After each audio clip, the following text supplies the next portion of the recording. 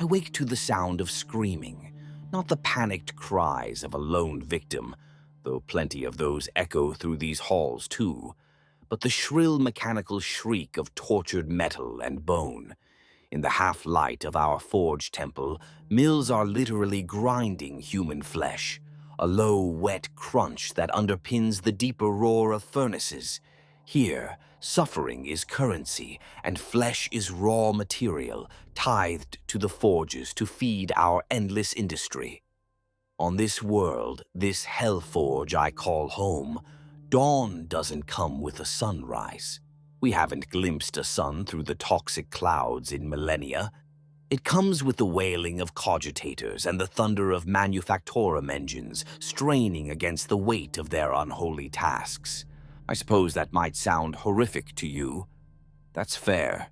It is horrific by any sane standard, but for me it's just another morning. The same cacophony I've heard every day for centuries.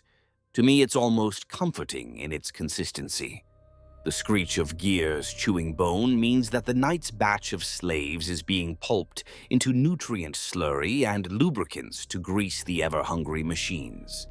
The rumble beneath my feet tells me the great forges are already awake, belching ash and acrid smoke into an ever-twilight sky. The air tastes of iron and hot blood, with undertones of ozone and warp spice, the familiar bouquet of industry and sorcery mingled. I take it in with a deep breath through my rebreather, savoring the start of another day in the Dark Mechanicus. Ah, forgive me, introductions are in order, aren't they? I am known by many designations: heretek, dark magos, techno-sorcerer. Titles are plentiful out here. My former name, the one given to me as a child of Mars long ago, hardly matters now. That person is dead, or rather, he's been replaced piece by piece. What remains of him is here, speaking to you from behind a mask of metal and wires, heart-pumping demonic ichor, mind interfaced with alien cogitators. For simplicity's sake, you can call me Magos, not out of arrogance, but because it's what I am, a Magos of the Dark Adeptus Mechanicus, one of the masters of this hellish forge world, beyond the Emperor's reach. And this, all the screaming and grinding and boiling shadows around us, this is my domain, my home, and my life. Terrible? Oh, unquestionably, but also terribly fascinating. Perhaps you're curious how a person ends up in a place like this, doing the things I do. The truth is, I wasn't always what I am now. Once, a very long time ago, I was a member of the Adeptus Mechanicus. Yes, those faithful servants of the so-called machine god, officially allied with the Imperium of man. I was a devotee of the cult Mechanicus, a dutiful servant of the Omnissiah. Back then, I walked in the crimson robes of Mars, chanted the litanies of the motive force, and upheld the sacred ignorance that passes for wisdom in the Imperium. Back then, I believed knowledge was holy but strictly regulated. Innovation was heresy. Flesh was weak, true, but not nearly as forbidden as certain kinds of thought. So what changed? In short, I saw the truth. Or maybe the truth saw me. It began with questions that had no sanctioned answers. Why did we limit ourselves? Why forbid certain knowledge simply because the Emperor, that Omnissiah in human form, decreed it? We in the Mechanicus hoard the relics of the past and call it piety. But is it not our duty to understand and create? That curiosity was my first step on a path of no return. In the dusty archives of a forgotten forge, I stumbled upon proscribed data files, scrapcode constructs writhing with algorithmic heresy, locked away since the Horus heresy. I should have reported them or purged them. Instead, I communed with them. They whispered secrets to me, formulas to twist reality, blueprints for devices powered by more than mere electromagnetism or plasma. They showed me glimpses of a grand machine beyond the veil of reality, a pattern to the universe that the cult Mechanicus was too blind to see. I like to tell myself I had no choice, that once the spark of forbidden knowledge took hold, it was only logical to follow it. But if I'm being honest, and I feel we've established enough rapport for honesty, I wanted it. I hungered for the knowledge that was denied. I wanted to push the limits of science and sorcery and the boundary between. And so, like many before me, I embraced heresy. Quietly at first, of course, tinkering alone at my station, performing unsanctioned experiments during my allotted reactor maintenance shifts, hiding the mutant servo skull that could interface with the warp, sneaking into the biolabs to splice Xenos flesh with servo constructs. I was careful, but eventually the Omnissiah-fearing superiors caught the scent of my transgressions. In the Adeptus Mechanicus, there is no sin worse than curiosity unchained. They called for my mind wipe, or my execution, or both. Mechanicus discipline can be inventive that way. Luckily for me, if luck is a concept you accept, this was around the time when the galaxy itself was torn in two by war and betrayal. The Horus Heresy, that galaxy-wide civil war 10,000 years ago that saw half of humanity's champions turn against the other, had its echoes even in the forges where I toiled. As War Master Horus Lupercal led his legions against the Emperor of Mankind, fabricator lords and tech priests on Mars and beyond were forced to choose sides. Some stayed loyal to Terra and their stagnant, rigid creed. Others saw opportunity in chaos. They saw a chance to break free from the Emperor's hypocrisy, to claim the forbidden knowledge he had long denied us. They saw that the Omnissiah might just as well be found in the power of chaos, undivided as on the golden throne of Terra. I like to think I would have sided with the rebellion even if I hadn't been caught in my little acts of tech heresy. But candidly, self-preservation played a role. With red-robed assassins and mind scrubbers closing in, I fled. I cast off my ties to Mars and threw in my lot with the Dark Mechanicum, the burgeoning brotherhood of hereteks who aligned themselves with Horus and the Chaos Gods. We were the apostate priests, the traitors of Mars. And proud of it. Mars itself became a war zone. Loyalist and traitor tech priests waging binary war amidst the fires of civil strife. I escaped that carnage by the chrome skin of my augmetics, slipping away with a renegade warship bound for the Eye of Terror. Many of us fled there once Horus was defeated. The Eye, a storm of unreality, a refuge where the Imperium's long arm couldn't reach us. Safe, if such a word can even apply to any place touched by the warp.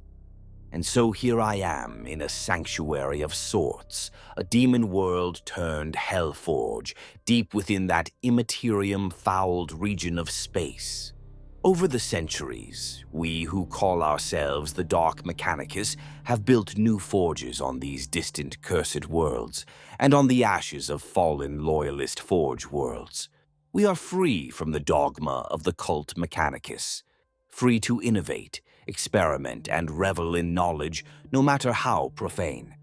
Of course, we also must contend with the small print of that freedom, the price of dealing with chaos. But I'll come to that soon enough. You wanted to know what daily life is like here? Let me show you. My morning routine, if it can be called that, begins with checking the output of the night's labor. Unlike the adepts on Mars, who might break their fast with recitations of the standard template canticles, I break mine by reviewing production quotas and casualty rates. I glide, yes, glide, out onto an observation gantry overlooking one of the primary manufactoria. My mechanical lower body, a set of 6 arachnoid legs crafted from blackened steel, carries me smoothly along rails and grates. Once I had human legs that walked and tired. I replaced those long ago to better scuttle between workstations and to climb the ever-shifting architecture of this place. From this vantage point high above the factory floor, I can see almost everything. The rows of slave workers chained to assembly lines, the sparks of molten metal being poured into tank chassis molds, the looming silhouettes of half-finished war machines hanging from crane hooks like flayed carcasses of iron. The air is thick with heat shimmer and greasy smoke, hazy shapes moving through the smog below like insects in fog. Among them I spot the colossal wreckage of a once formidable Titan war engine sprawled across several platforms, its severed limbs and torso being worked on by swarms of chattering servo-automata and slave riggers. The sight of that fallen god machine under repair, a walking battle cathedral of the old Mechanicum, now corrupted to our purpose, would stir the soul of any loyal tech priest. To me, it's just another project awaiting completion, albeit a grand one. Through my augmetic eyes, a dozen different spectra filtering through targeting monocles and rune-inscribed lenses, I tally the output. It appears that Forge Line 17 has completed another run of autocannon barrels during the night, though output is down 5% from the previous cycle. I zoom in and see why. One of the plasma furnaces is running low, probably clogged with bone grit again. The furnace servitors didn't clear the intake properly after the last batch of human fuel was rendered down. Sloppy. I make a note to have the overseer punish the laggards, or perhaps recycle them entirely. Servitors are mindless cyborgs, true, but even they can develop bad habits if you let them. A jolt of motivation, say hooking their cortical implants directly to the pain engines for a few cycles, will correct that. Or I'll have their brains scrapped and new servitors plugged in. There's always a fresh supply of convicts and captured Imperial citizens waiting for the honor of being repurposed into machinery. Speaking of which, I also received the casualty report from last night. It scrolls across the screen implanted in my left forearm, red runes flickering. 1,204 slave fatalities, 37 servitor malfunctions, 12 overseer deaths. Overseers are the semi-autonomous supervisors I've lobotomized, slightly less than regular servitors, giving them a spark of creative cruelty to keep the others in line. Over 1,000 slaves dead in one night, about average for a heavy production cycle. The raw materials of flesh never last long under this kind of strain, but that number is no cause for concern. In fact, it brings a slight smile to the corner of my mouth, or rather to the metal grill that covers what used to be my mouth. You see, death is not waste here. The bodies will be collected by noon and rendered down in the corpse starch vats, their proteins fed into the nutrient paste that sustains other slaves, their fats skimmed for lubricants, their bones ground to phosphorus powder for acid baths. Even their lingering souls, if one believes in such things, won't go unused. The leftover psychic energy of a painful death has its small alchemical uses in our experiments. In the Dark Mechanicus, efficiency is everything. To the tech priests of Mars, such blood-soaked pragmatism would be anathema. They revere the sanctity of the machine and regard the human form as merely flawed, not fuel. But here we long since learned that flesh and spirit are just additional resources to be optimized. When you let go of the false sanctity of human life, you'd be amazed what you can accomplish. I say a quiet prayer of thanks to the forges for their bounty, an old habit slightly twisted. On Mars, I would have praised the machine god. Here I simply acknowledge the hungers that drive our industry. Down on the factory floor, I see hooded figures dragging corpses off the line. Some are gibbering, the half-mad ones who've survived too many shifts. Others are silent and empty-eyed. The overseer's electro-whips crack, guiding the living and the dead alike. The scene has a certain grim rhythm to it, like a well-oiled machine made of meat. As I watch, a skirmish breaks out momentarily. A slave, perhaps driven by a sudden clarity of despair, makes a break for it. He slips out of his shackle and runs, shoving past others, trying to disappear into the maze of pipework. I sigh and signal a nearby security automaton to intercept. The poor fool doesn't get 20 paces. With a clatter of claws on metal, one of my skitari— ah, yes, we still use that term for our cybernetically enhanced soldiers— emerges from a concealment alcove. This Skitarius used to be an Imperial guardsman, I believe. Now he's a mesh of sinew and steel, with prosthetic legs built for sprinting and a targeting array welded across his face. He moves with inhuman speed. The escaping slave barely has time to gasp before a razor-edged mechadendrite lances out from the Skitarios' arm and impales him through the throat. From my high vantage, I see a spurt of blood briefly cut through the haze like a red comet, and then it's done. The body is already being dragged off even as the Skitarius retracts his blade and resumes his station. Order returns in a heartbeat. A few nearby slaves whimper or avert their eyes, but the overseer's whips crack again, and work continues.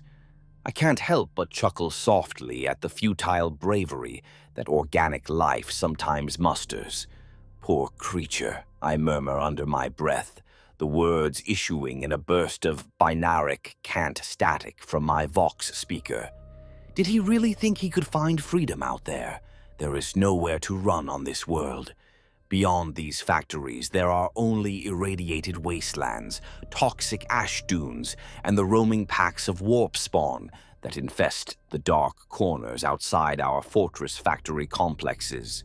Not to mention the atmospheric gases would sear a man's lungs in minutes without a rebreather. A quick death by the Skitarius' blade was a mercy compared to what the planet itself would have done to him. Well, his sacrifice will at least provide tonight's nutrient broth for dozens of his fellows. Perhaps that thought would comfort him if his brain were still intact enough to think it. I doubt it, though. With that minor drama over, I continue along the gantry, descending via a spider-leg lift toward the central hub of the forge complex. As I move, I pass under a massive emblem embossed on an archway, the symbol of our order. In silhouette, it might resemble the Adeptus Mechanicus, but only at a glance. Look closer. The cog's inner circle is filled with a grinning skull, yes, but ours is a leering horned thing with the 8-pointed star of chaos etched behind it. The cog of Mars has been defiled into the icon of the Dark Mechanicum. Seeing it swells what remains of my heart with a sort of pride, or maybe that's just a welling of reactor coolant, hard to tell sometimes. We have our own faith here, our own creed, if one can call it that. Instead of meek prayers to the Omnissiah, we embrace the powers of the warp as tools and partners. Instead of machine spirits alone, we harness bound daemons to animate our creations. The line between the technological and the daemonic has blurred until, frankly, it no longer exists for us. That thought stays with me as I arrive at one of my favorite locations, the primary daemon-forge chamber. If the manufactoria are the muscles of this forge world, the daemon-forge is its black heart. This is where steel and warp sorcery unite most directly, where we manufacture our most prized and terrible creations, demon engines. I enter through a pair of colossal doors made from the flayed hulls of tanks, and immediately I am bathed in the ruddy glow of molten metal and cursed fire. The chamber beyond is cathedral-like in scale. Indeed, it was once a chapel to the machine god, back when this world belonged to the Imperium.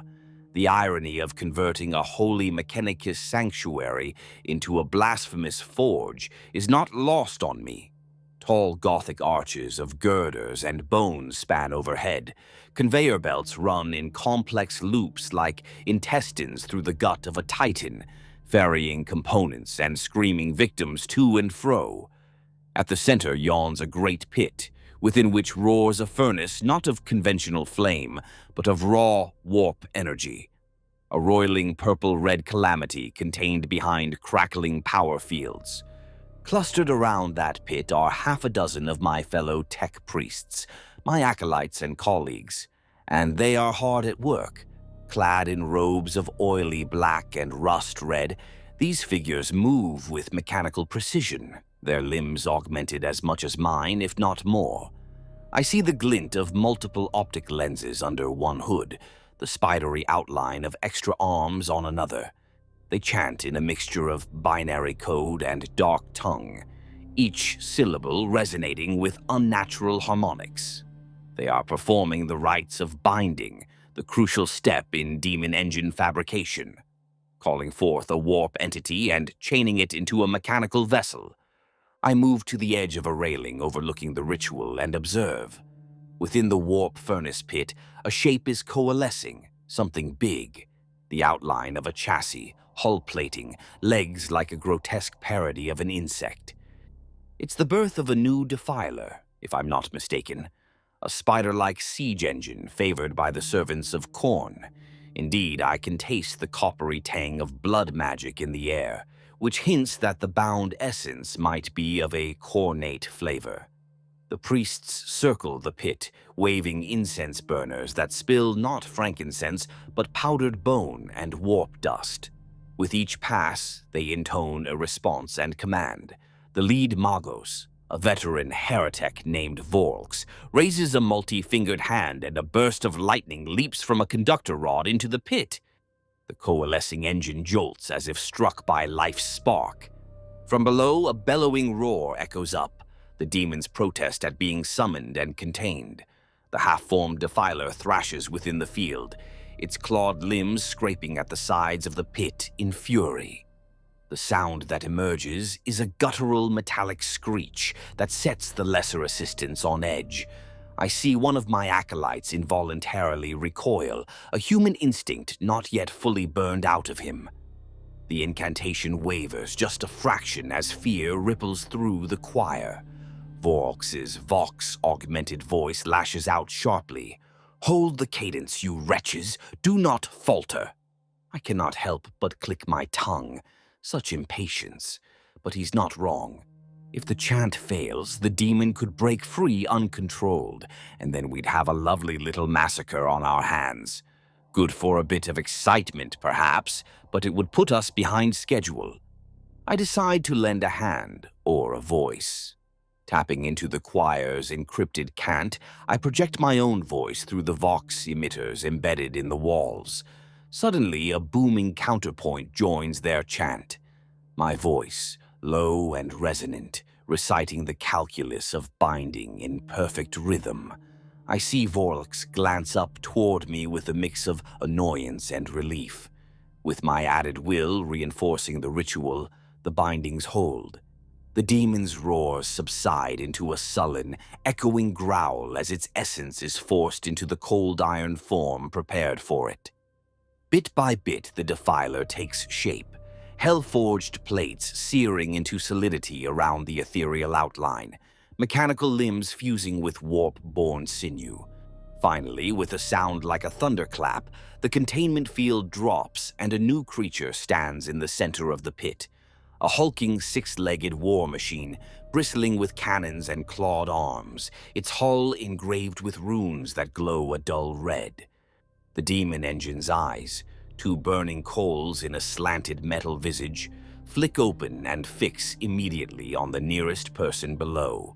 It lunges, but heavy adamantine chains, pre-anchored to its limbs, rattle taut and hold it in place. The beast is bound, for now.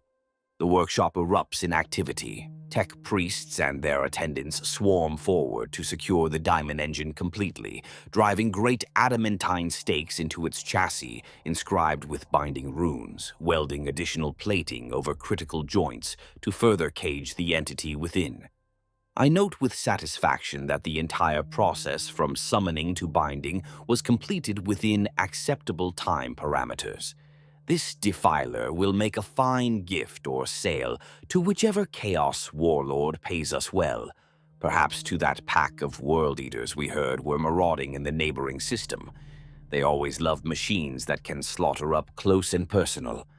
As the priests finish up, one of them signals to me with a curt burst of binary acknowledgement and thanks. False, presumably grudgingly thankful for the assist.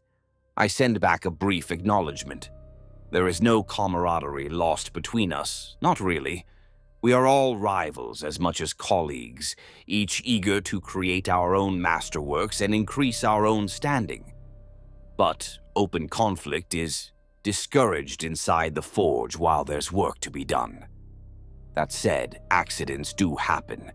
I would be a fool to think Voralks, or any of them, wouldn't stab a poison blade into my neck tubing if it furthered their own goals and they thought they could get away with it. The feeling is mutual, of course. The Dark Mechanicus is not a unified brotherhood singing kumbaya around the plasma reactor. It's an alliance of necessity, a pack of cyber hounds that only refrain from tearing each other apart because we know we are stronger working together. I've seen some outrageous innovations among my peers. One particularly eccentric Magos managed to create a jamming device that runs on the tortured binary screams of a Titan's captive pilot. I made a note never to stand too close to him after that demonstration. Such genius and madness often walk hand in hand here. In truth, the ruinous powers themselves favor our loose cooperation. It's easier to snuff out a lone heretek than a network of us bristling with defenses. We keep one eye on each other's inventions and another on our own backs. I leave the Demon Forge behind, content that at least one major task for the day, the completion of that defiler, is ticked off the list. The rest of the day's schedule flows through my cogitator mind like a stream of glowing data. Let's see. We have a shipment of warp-infused lass rifles that needs final blessing, a trivial matter of drenching them in a psycho-reactive fluid distilled from fear and intoning the activation rite.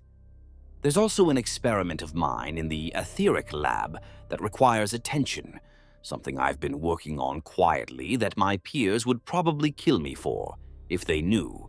We'll get to that later. And, oh yes, an appointment in the afternoon. An emissary from a Chaos warband is due to arrive for negotiations. I emit a noise that in another life might have been a sigh.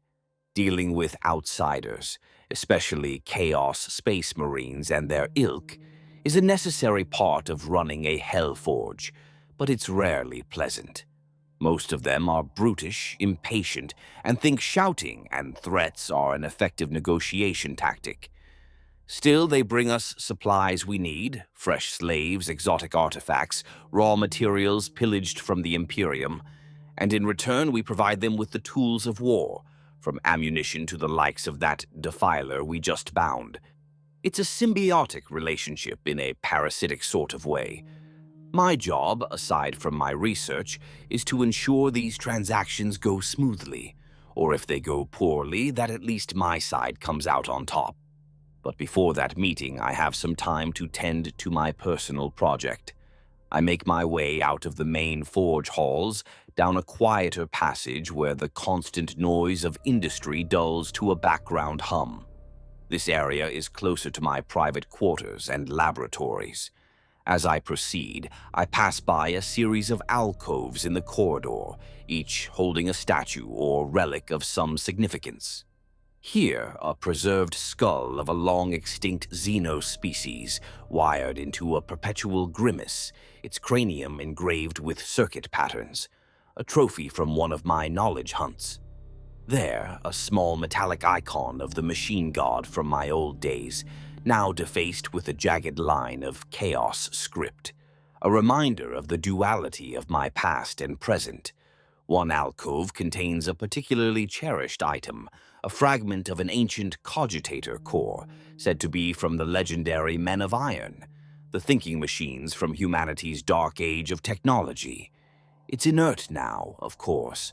The men of iron turned on their creators eons ago and were destroyed or deactivated. But I've spent decades studying this fragment's structure, dreaming of what it might have been. Reigniting such an intelligence is one of those forbidden avenues I fully intend to explore when the time is right. Perhaps my secret project will even pave the way. At last I reach a heavy blast door sealed with multiple locks and warding sigils. This is my sanctum, my private laboratory. I key in a complex code on a rune pad, whisper a phrase in a language that causes the very air to ripple, a little warp key, so to speak, and allow a retinal mechadendrite to scan my eye for good measure. With a series of clanks and hisses, the door opens, and I slip inside. If the rest of the forge is all clangor and grand scale, my lab is its antithesis. Quiet, cramped, filled with a chaotic array of smaller experiments. The walls are lined with shelves holding data slates, jars of reagents, and peculiar specimens floating in amber fluid. Cables snake across the floor like sleeping mechanical serpents. The lighting here is dim and flickers occasionally. One of my plasma globes is on the fritz again, I note. Must fix that later. In the center of the room is a mechanized workbench covered in a half-disassembled device, my current project. At a glance, it looks almost innocuous, a cylindrical chassis about the size of a human torso, studded with interfaces and rune-carved wards. But I know it's anything but innocuous. If my theories are correct, this little thing could change. Well, if not the world, at least a good chunk of our understanding of tech heresy. I call it the Silica Animus Engine, though I haven't spoken that name aloud to anyone. Silica Animus, an old term from Mechanicum lore referring to artificial intelligence, the abominable intelligence. True Eye is one of the ultimate taboos in Mechanicus doctrine, thanks to the whole men of iron catastrophe. Even in the Dark Mechanicus, actual AI is viewed with suspicion. Why bother with the eye when you can use bound demons or twisted human minds? And they're not entirely wrong. Demons and enslaved souls are easier to control if you know what you're doing.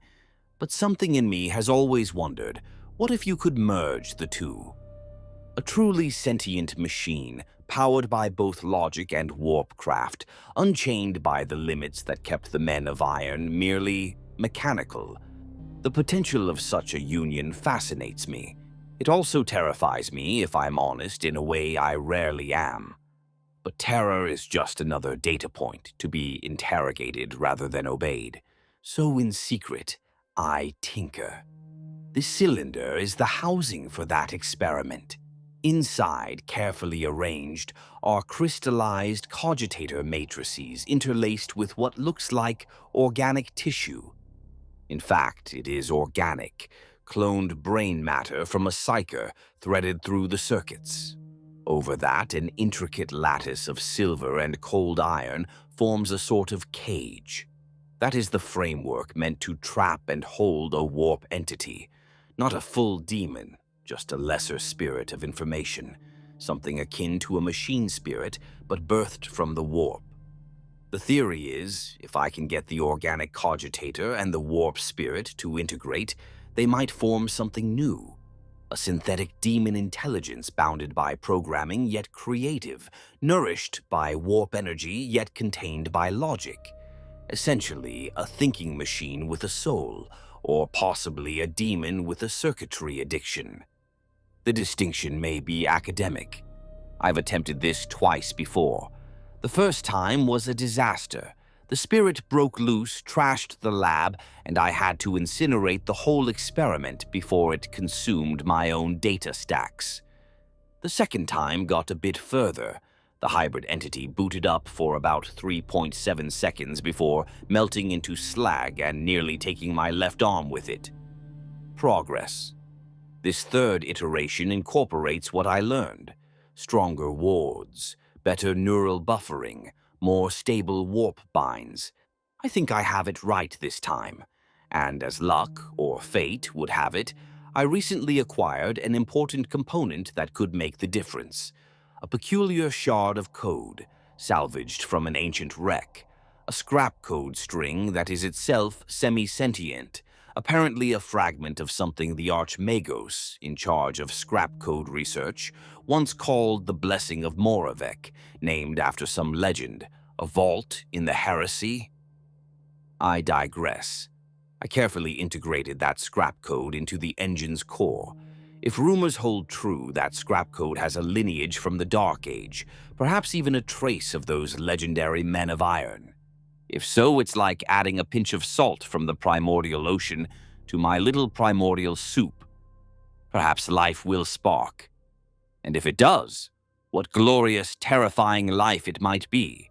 Of course, performing this kind of experiment alone would be folly, so I do have an assistant of sorts. Not another person. I don't trust anyone that much.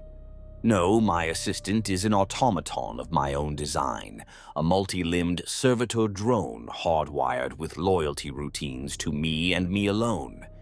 It lacks true intellect, which is why it's safe. Currently, it stands by idly, a hunchbacked silhouette in one corner until I awaken it with a snap of binary cant. Its eye lenses glow and it skitters over. Time to do some tinkering before the meeting. I spend a good hour calibrating the Silica Animus engine's internal systems. Each step is delicate. I tighten the array of hexagrammic wards engraved on the inner casing. Those will help contain the warp spirit. I run a final check on the biocircuit interface. Green lights across the board. The cloned neuronal tissue is alive and responsive. My servo drone hands me tools exactly when I need them, anticipating my motions in a way that is almost comforting, a rare instance of something doing exactly what it's supposed to do. During this work, I fall silent, my focus absolute. These moments, when I'm nose-deep, metaphorically speaking, in circuits and sigils, remind me of why I turned from Mars' path. Here I am, dancing on the knife's edge between science and sorcery, trying to create something new under a bleeding sky.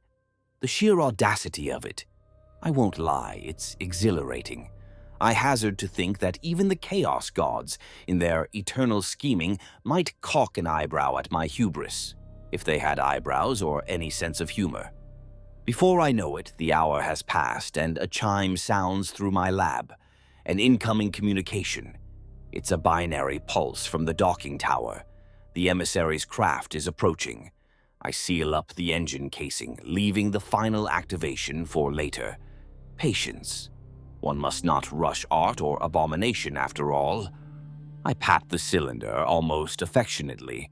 My servo drone mimics the gesture with one of its claw arms, which actually amuses me, and then depart the lab, locking it behind me.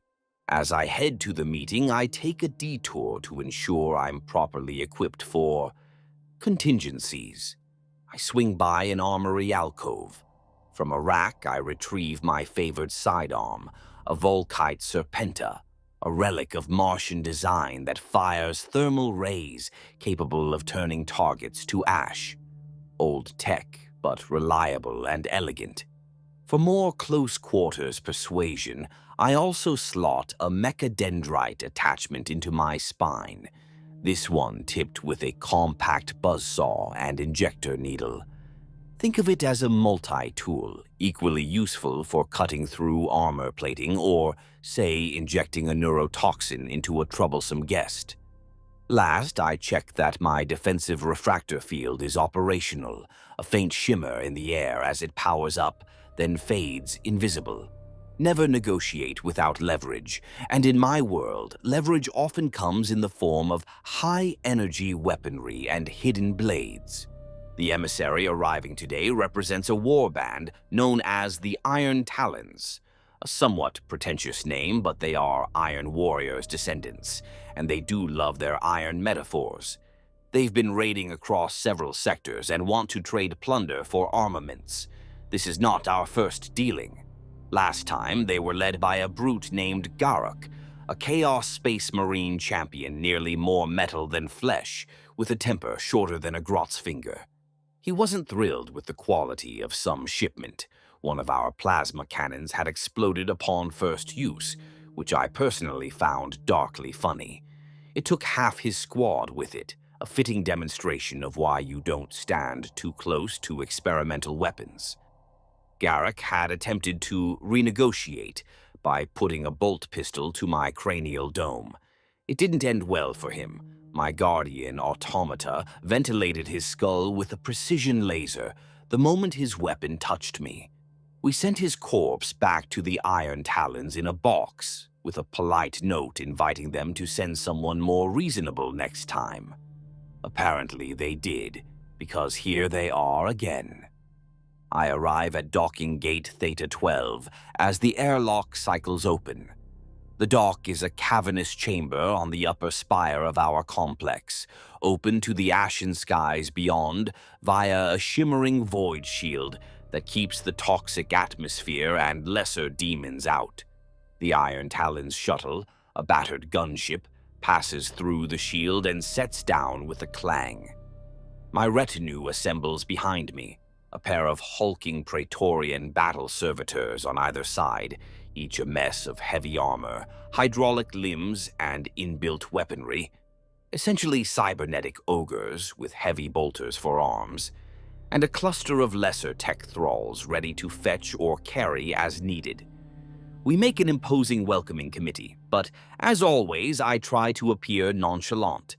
There's a fine line in these interactions. Show strength, but not overt hostility unless warranted. The gunship's hatch releases with a hiss.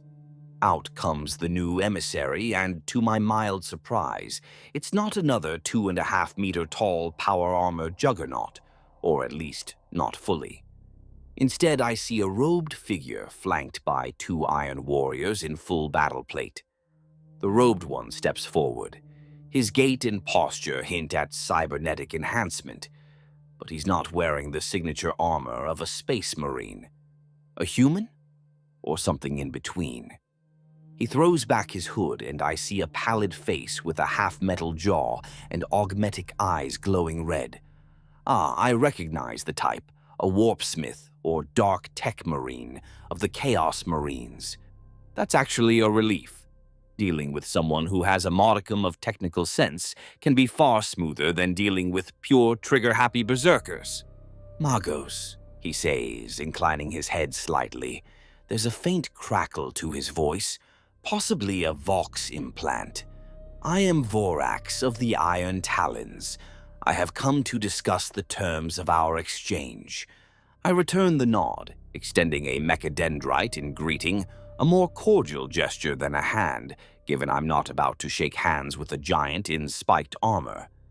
Welcome, Warpsmith Vorax. I trust your journey through the warp was eventful.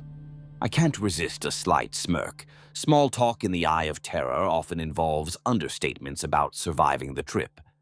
Vorax's lip twitches. Eventful enough, but we are here, and so is our cargo. Shall we proceed to business? Straight to it, then. Fine. By all means.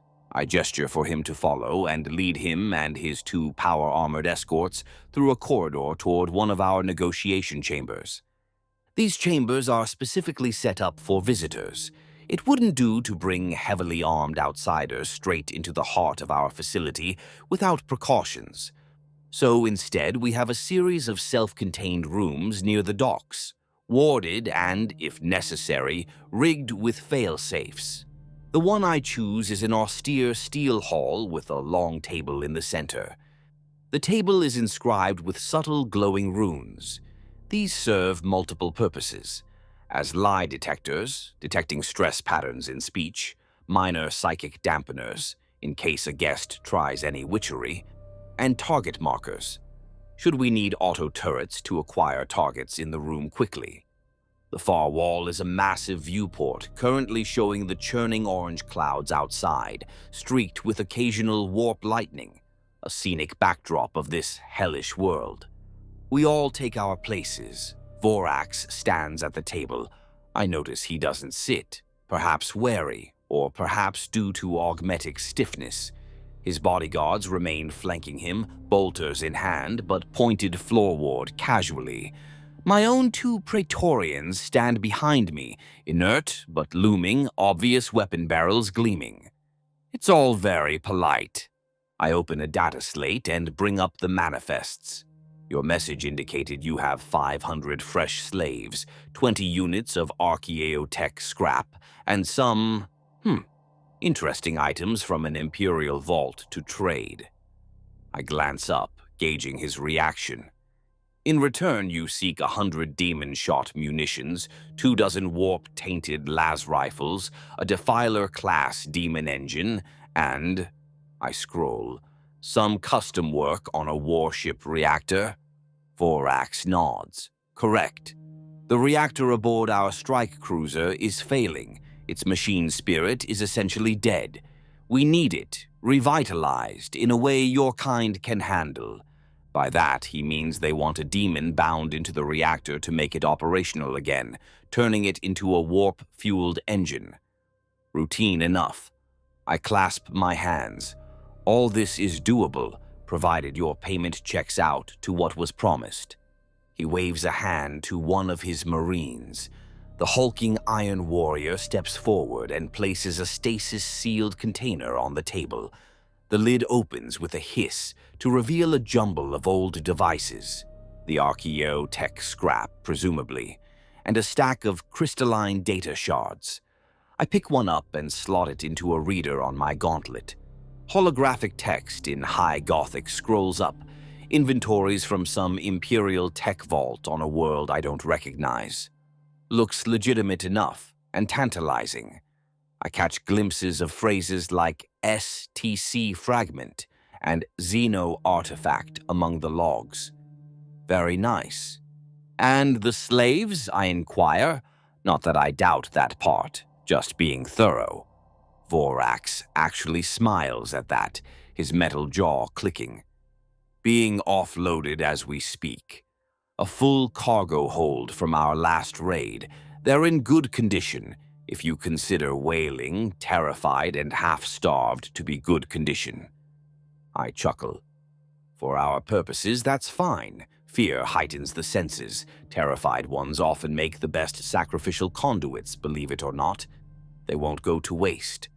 One of the Iron Warriors lets out a low grunt. Amusement or disgust, not sure which. I briefly analyze the two Marines' stances. Relaxed, but there's a tension there, coiled readiness.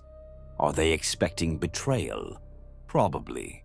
They'd be fools not to in a place like this. And Vorax himself, his augmented eyes are likely recording everything. I suspect he has weapons under that robe too, perhaps mechadendrites of his own ready to lash out. We proceed to discuss specifics. It's all rather mundane as far as negotiating with traitor Astar Tess goes. The demon engine will be delivered within a cycle, fully bound. The one we just made is conveniently available. The warp-laced munitions are ready to go as well. Those are standard products for us.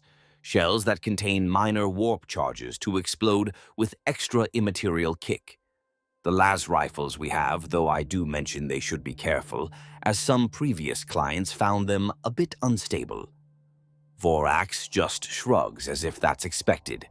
The reactor job is the trickiest. I tell him we'll send a team of our magi to their ship to perform the binding ritual in situ, as that can't be done remotely, and I set a fair price of an additional small favor.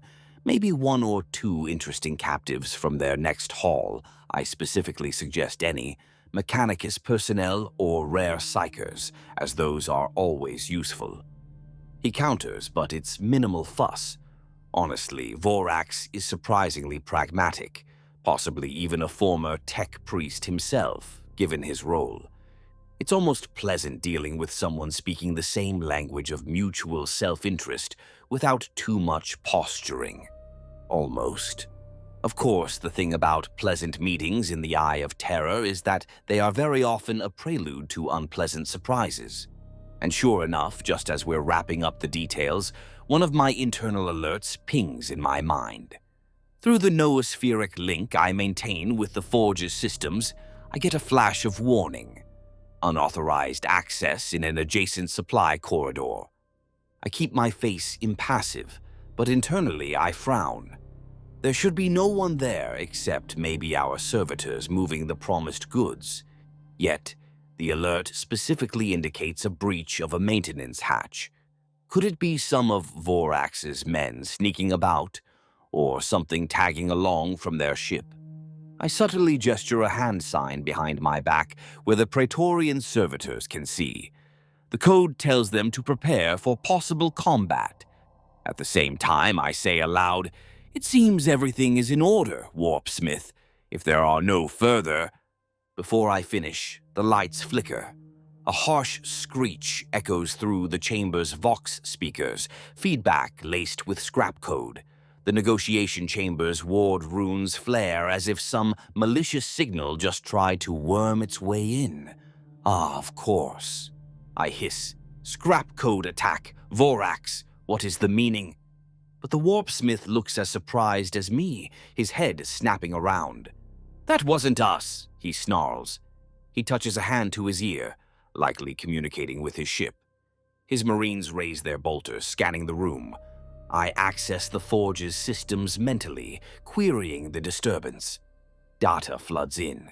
Multiple systems are being hit by a cyber assault. Some of our defense turrets are going offline, doors cycling open and shut randomly. It's as if a virus is spreading through the local network. A sophisticated one, chaos-tainted code, yes, but very targeted. Then another alert. Breaches, more physical this time, on several decks. Explosions reported at Furnace Junction 12, reactor sublevel. We're under attack. But by who? Vorax's eyes narrow behind his augmetic lenses. "We have traitors in our midst, Magos," he growls accusingly, even as one of his marines moves protectively closer to him.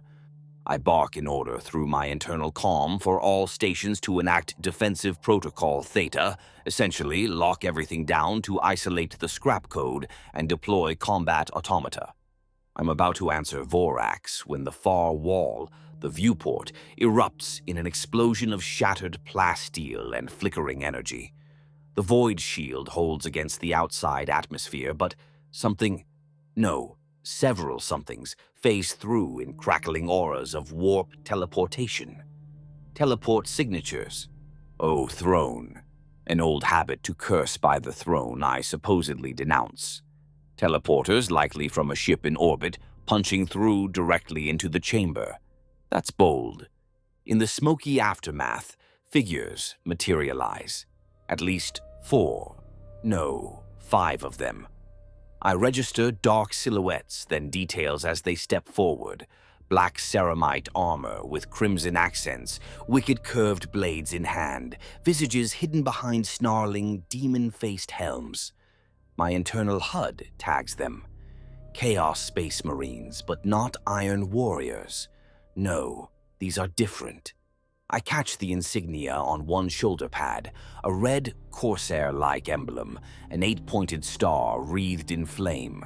Black Legion, perhaps, or one of their vassal warbands. Either way, clearly not friendly. They wouldn't have blown a hole in my wall if they were invited. Vorax reacts faster than I expected. "Ambush!" he shouts, and one of his marine bodyguards opens fire on the intruders with a deafening roar of a bolter. Explosive rounds streak out, blowing chunks of debris as 2 enemy marines dive aside with preternatural agility. The others return fire or charge forward. In a heartbeat, the negotiation table is flipped by Vorax to provide cover. The room fills with the din of gunfire and the flare of energy weapons. My Praetorians whir to life, target locks engaging. One lets loose a torrent of heavy bolter shots from an arm cannon. Another unleashes a searing multi-melta beam that slices through the nearest attacker, turning half his torso to molten slag. The traitor howls, but keeps coming, some dark fury driving him to swing a chainsaw down onto one of my servitors. Sparks fly as the blade bites into the Praetorian's thick armor, not quite through before the servitor swats the attacker aside with a massive claw. I, for my part, dart backward, letting my own creations take the brunt. My augmented reflexes kick in, time seeming to slow as combat stimulants flood what remains of my organic tissue. From my robes, I flick out my Volkite pistol and snap off a shot at a shadow moving to my left. The scarlet beam lances true, catching one intruder mid-leap. He disintegrates into ash from the chest up, his remaining legs and lower torso crashing to the floor with smoking edges. Satisfying, but no time to gloat. Another foe hurls a crackling spear of energy that impales one of my tech thralls behind me, pinning the unfortunate wretch to the wall where he convulses and dies. Vorax's remaining marine engages in brutal melee with a pair of the attackers. I see the Iron Warrior smash one's skull with his power fist, even as the other stabs him through the joints with a cursed blade. The Iron Warrior falls with a roar, entrails spilling, but not before pulling a grenade and blowing himself and his assailants to bits in a suicidal final act. A boom shakes the chamber, and for a moment, showers of blood rain against my refractor field in a ghastly patter. The warpsmith himself is not cowering. He's drawn a weapon. A pair of mecha tendrils lash out from under his robes, one with a crackling arc claw that seizes an enemy by the neck and electrocutes him, another with a built-in flamer that spews warp-fueled fire at a second foe, who dances back ablaze. Vorax's eyes blaze with fury. Perhaps he thinks we set him up. We'll sort that out later, if we survive. The fight is fierce but short. My side had the benefit of prepared defenses, even if partially compromised by that scrapcode. Soon the last surviving attacker finds himself cornered. Both of my Praetorians have him in their sights, and he's missing an arm now. Vorax has a pistol trained on him too, and I level my Volkite for good measure. The traitor Marine drops his weapon, realizing he's done. "Who sent you?" I demand, voice amplified and echoing off the walls. The chamber is a ruin of smoke and gore now. At least one of my precious Praetorians is a wreck on the floor, and both Iron Warrior bodyguards are dead. Vorax stands panting. Do Astartes pant? Maybe just enraged breathing. The surviving intruder chuckles, blood bubbling in his throat. Up close, I see his armor is a patchwork of various marks, daubed with red and black. Possibly a Black Legion operative or some mercenary band. "You tread on the territory of powers you do not comprehend, heretic," the Marine spits at me, voice guttural through his helmet vox. "The forge belongs to our master now." I exchange a glance with Vorax, who's scowling deeply. Not his doing, clearly. Another rival, then, claiming my forge? Perhaps an ambitious Dark Mechanicus in league with the Black Legion, or some upstart warlord aiming to bring us to heel. I have a lot of questions, but few answers yet. The wounded Marine rasps some words in a dark tongue, likely a final curse or prayer. His free hand, the one still attached, moves in a symbol drawn in blood, an 8-pointed star. Generic, could be any chaos cult. "Your master should have sent more," I reply coldly. Then I nod to my Praetorians. Twin heavy bolters bark, and the traitor is torn apart in a hail of rounds before he can utter another taunt. His remains splatter across the floor, a fittingly messy execution. A moment of silence save for the crackle of fires and sparking wires. My internal systems report the scrapcode assault is contained now. After the initial breach, it didn't spread far thanks to our lockdown. Other incursion teams are being engaged across the complex, but with the alarm sounded, my forces are responding. We'll crush them if we haven't already.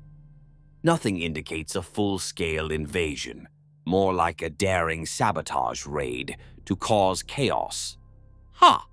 And possibly kill yours truly, or sabotage the meeting. Magos, explain what just happened, Vorax demands, tone edged with threat, but also confusion.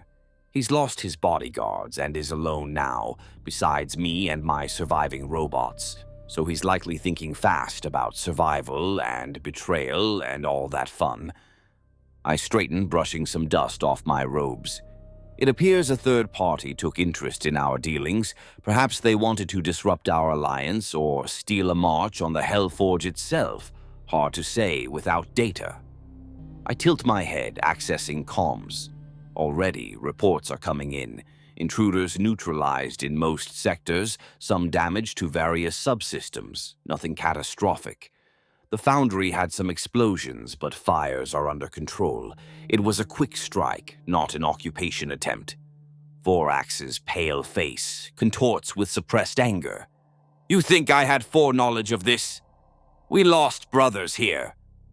I hold up a clawed hand.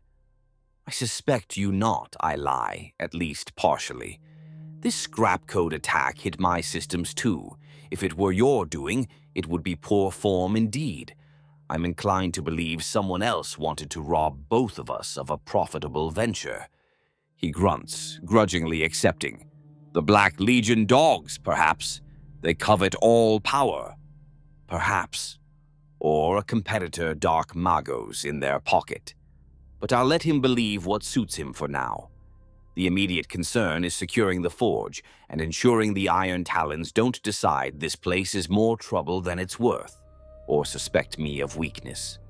I quickly offer, we will naturally compensate for your losses here with an extra shipment of munitions, free of charge. Consider it a gesture of goodwill in light of this unfortunate ambush.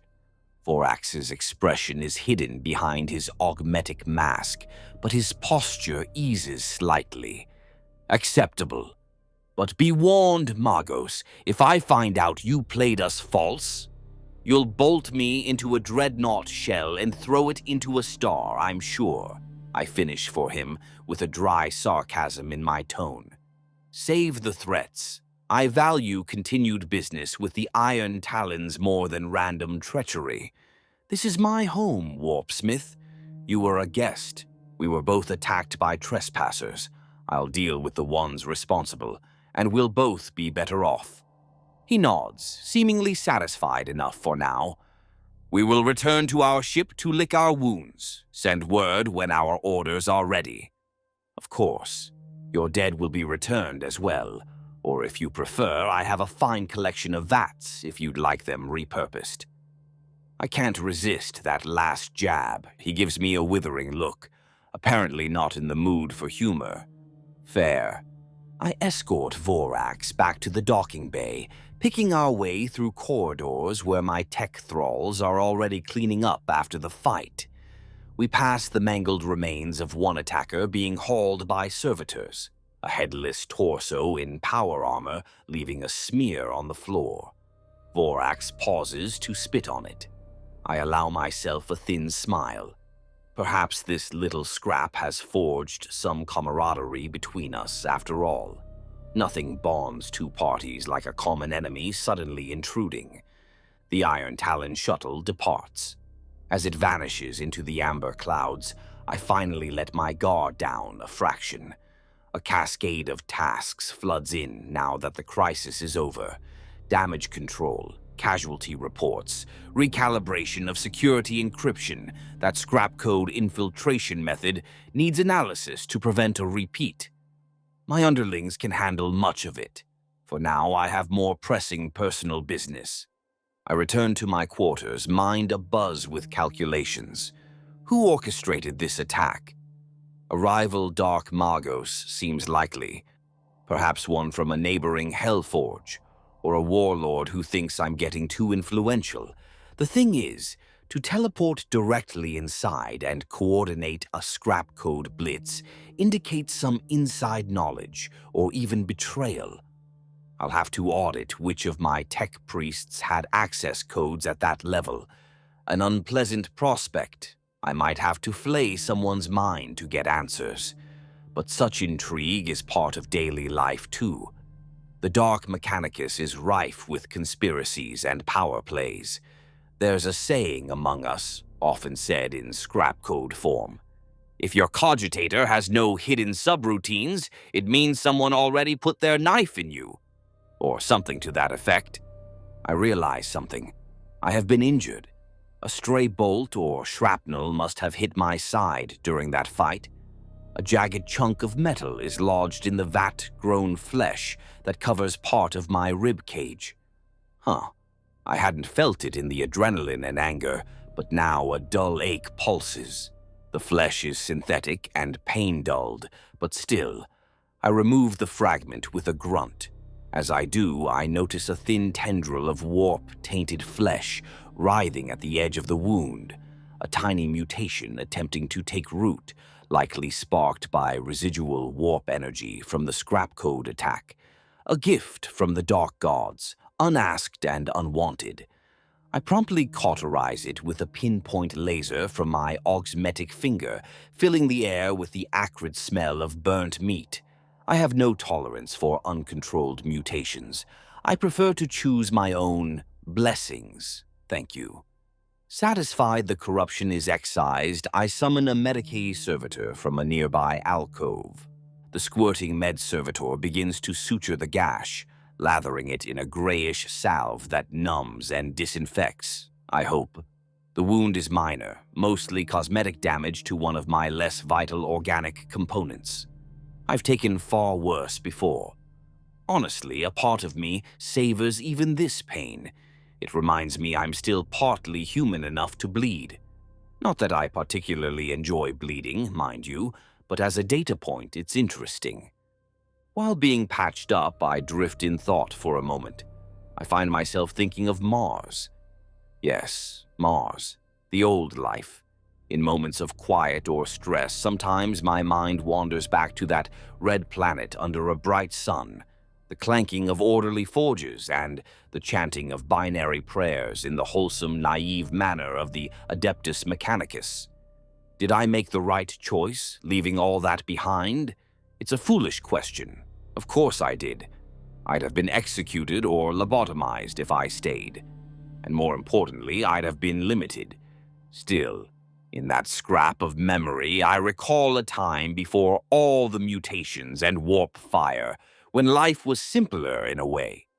Stifling, yes, but simpler.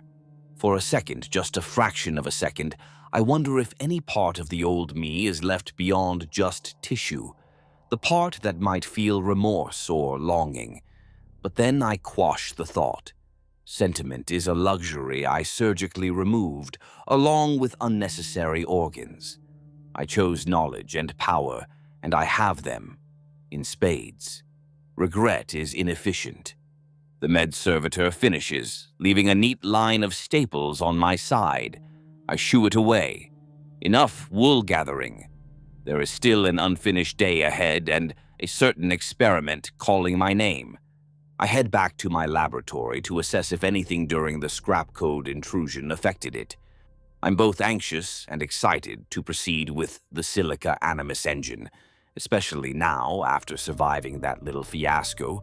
It reminds me that being proactive in gaining more power is essential. Next time something leaps at me out of the shadows, I intend to have even more formidable defenses and surprises. The lab door opens and I step in. My heart, the mechanical pump that passes for it, sinks, metaphorically, as my spirits certainly dip. The lab is dark, emergency lumens only. I immediately notice broken glass on the floor, fluids spilled. My shelf of specimens is overturned, something thrashed around in here. My eyes dart to the center.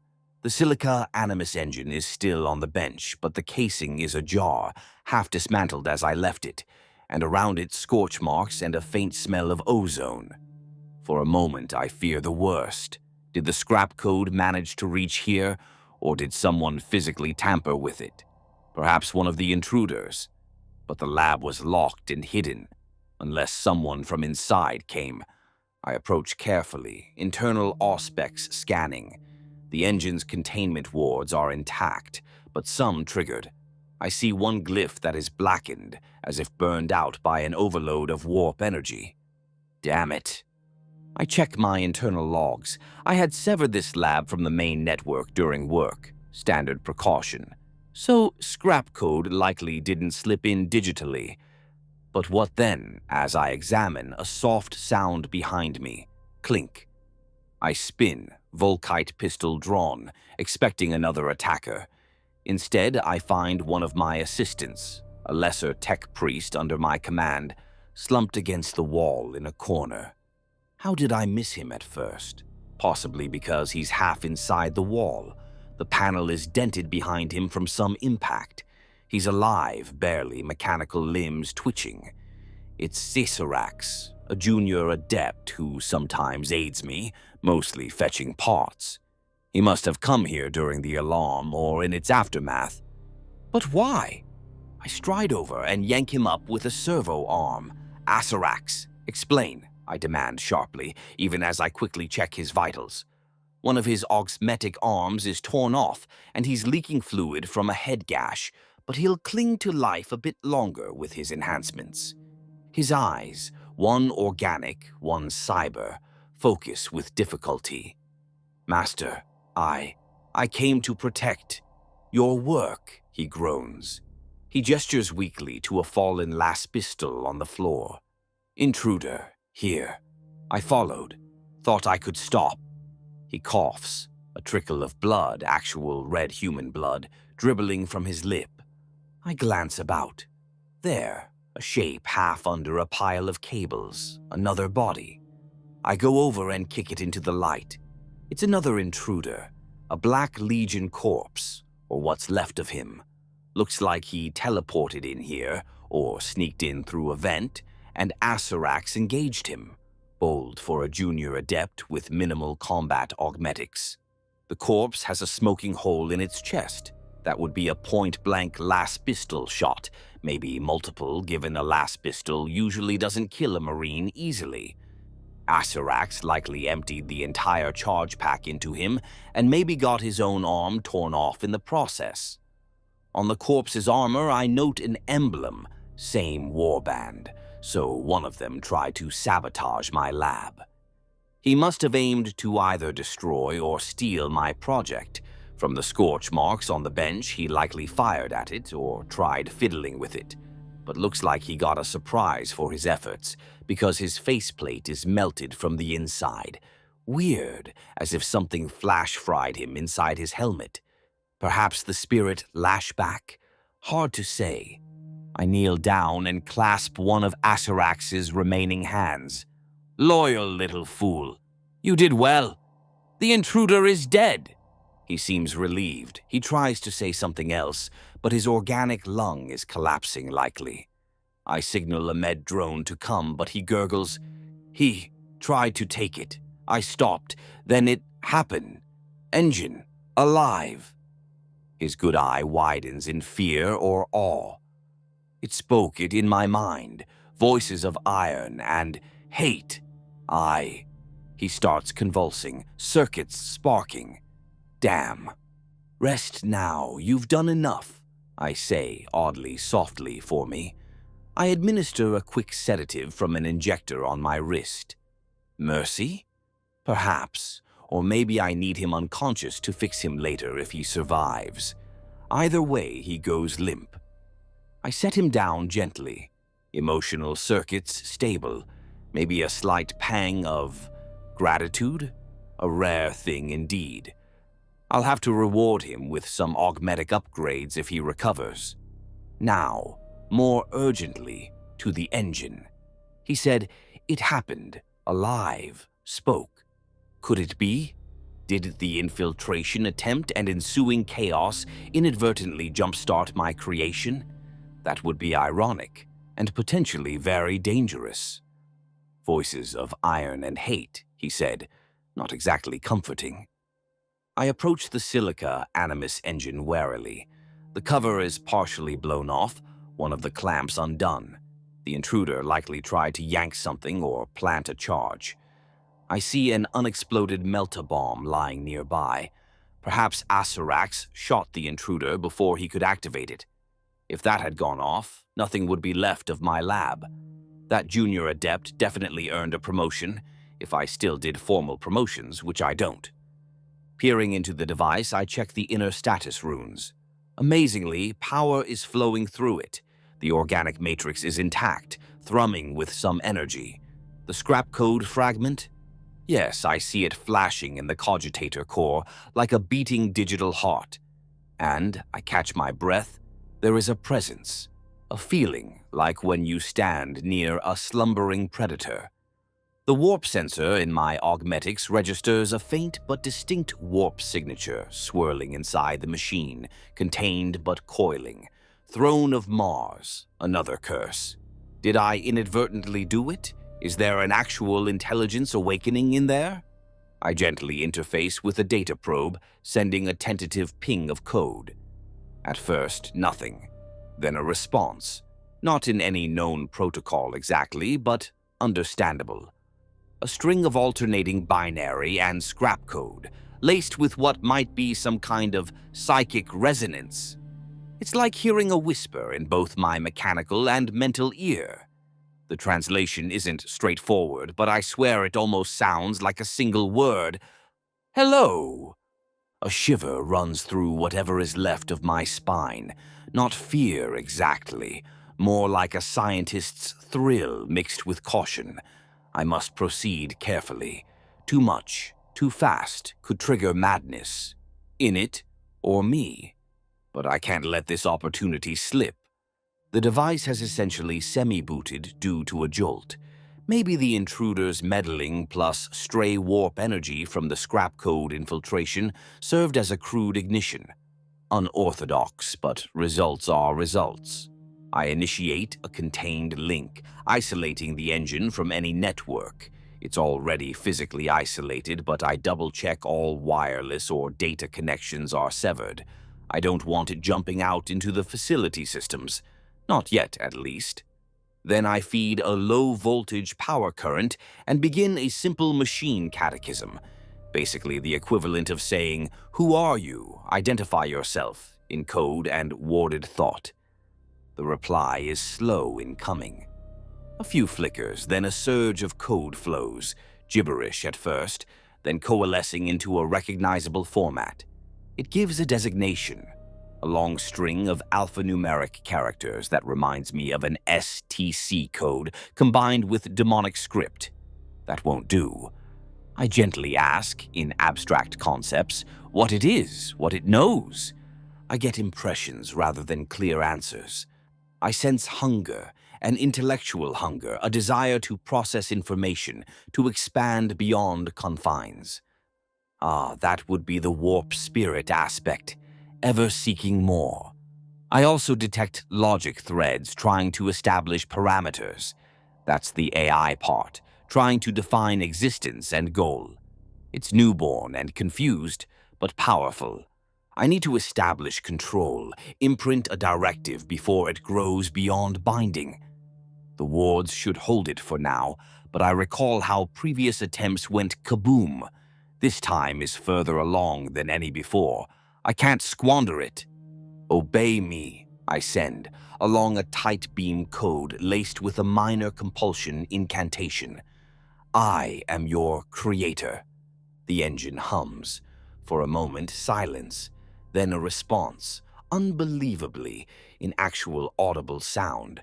A synthetic voice crackles from the small vox emitter built into the device for potential communication. It's distorted, genderless, and has an eerie dual tone, one mechanical, one like a distant scream, speaking Gothic words. Creator, acknowledge, obey, query, who am I? It can speak. My hearts, one organic, one synthetic, both speed up for a cycle. There's an actual self-awareness here.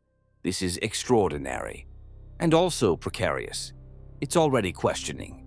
That's fine as long as it remains compliant. You are an engine of enlightenment, I tell it firmly, choosing words that might appeal to both its logic and warp aspect. You are knowledge, and power combined. You serve me, and through that service, we both gain understanding. It processes. The lights flicker in patterns across its runes. Then, understood, partial, so much incomplete, hunger, to learn, more input required. Classic AI sentiment, and the warp side likely literally hungers like any demon. I must regulate that, possibly feed it controlled data and perhaps souls? Did I design it to need souls? Not exactly, but warp entities always like souls. Maybe I can bargain, feed it occasional psychic energy from captive psychers to keep it sated. We converse for a short while. I gauge its intellect, rapidly growing, but like a child genius with flashes of malice. That's the demon influence, likely. It tries at one point to interface deeper with my mind, but I keep barriers. No need for it to override me or learn everything at once. It does manage to slip a tendril of thought through. I suddenly get a vivid memory, not mine.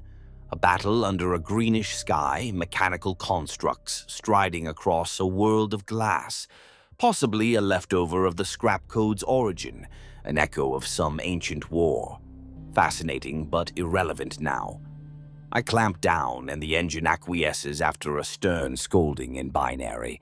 It is a curious, fractious child, but I am its maker, and for now it respects that.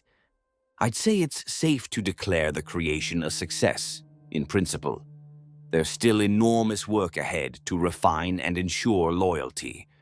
But the milestone is reached. I've made a hybrid machine demon intelligence that hasn't immediately killed me or itself. Pop the sacramental oils, this calls for celebration. Before that, though, some containment. I put the outer casing fully back on and re-engage locks, leaving only a tiny interface for communication. I must get back to broader matters soon, as this day is stretching on. The creation speaks one more time before I shut it down to stand by. Creator name. Give name. It wants a name. The tech priest in me is inclined to give it a designation code, but perhaps something more personal might bind it emotionally. Names have power, after all. What to call my digital demon child? Something ominous or lofty. A word comes to mind from ancient Terran myth someone once mentioned, Pandora. She who opened a box of horrors and also hope. It encapsulates unleashing unknown evils and wonders, which fits this engine's potential. I'll just not dwell on the gender implied by the name. The entity is beyond such anyway. Yes, I shall name you Pandora, I declare, a box of secrets unbound. The engine hums, seemingly pleased or at least accepting. Pandora, designation accepted. Rest now, Pandora, I will return. Affirmative, creator.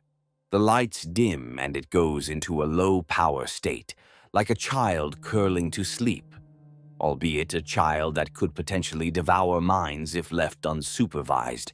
I double-check the wards for good measure, then exit the lab, locking Pandora safely inside its cradle of runes. And indeed, that ride wasn't over. Not by a long shot.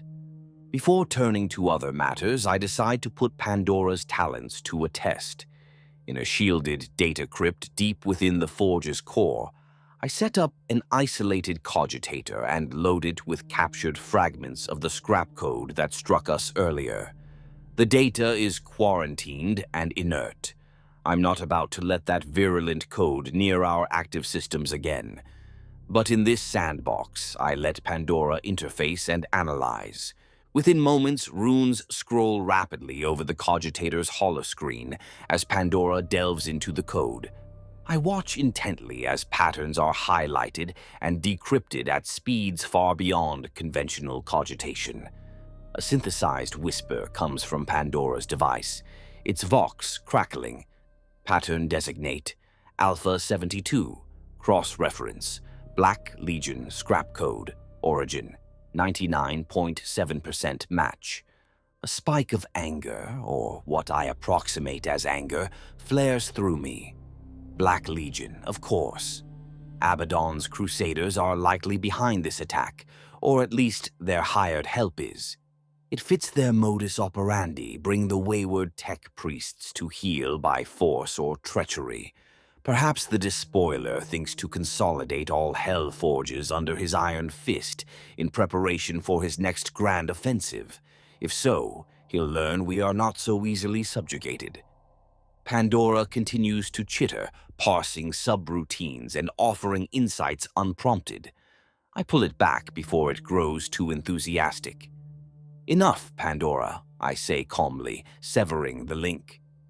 The scrapcode fragments flicker and die on the display, purged once more. I detach the engine from the cogitator, cradling the device thoughtfully. In a single analysis, my newborn creation confirmed what I suspected, and in doing so, marked itself as an invaluable asset. "Good job," I murmur, granting the engine a rare note of praise. Pandora's tiny lens lights blink with something akin to pride, with that unsettling revelation that the Black Legion likely just tried to strong-arm my forge. I begin to see the larger picture. Abaddon, the self-styled war master of chaos, has been gathering his strength, uniting war bands and forging alliances, or so the whispers say. It seems he or his lieutenants haven't forgotten the Dark Mechanicum. We are coveted resources, after all, the armorers of chaos. Perhaps this was an attempt to intimidate me into servitude or take over my operations. I have no intention of surrendering my forge's autonomy to any would-be emperor, not even the one who bears the title of War Master. Better to rule in hell than serve in heaven, as the old Terran maxim goes, or in my case, better to reign over my own infernal forge than be a mere cog in Abaddon's war machine. As if on cue, a missive arrives via astropathic whisper, a brief pulse in my augmetics. It's from an old acquaintance on Samech, another hell forge that has thus far resisted falling under anyone's boot. They report similar incursions and pressure from the Black Legion, and propose an alliance of knowledge. Rumor has reached them of a lost standard template construct fragment hidden on some forgotten world. If we can seize it before the Imperium or Abaddon's lackeys do, we could tip the balance back in our favor. It's a tantalizing prospect, ancient tech knowledge enough to make the machine god himself blush. My mind races with the possibilities.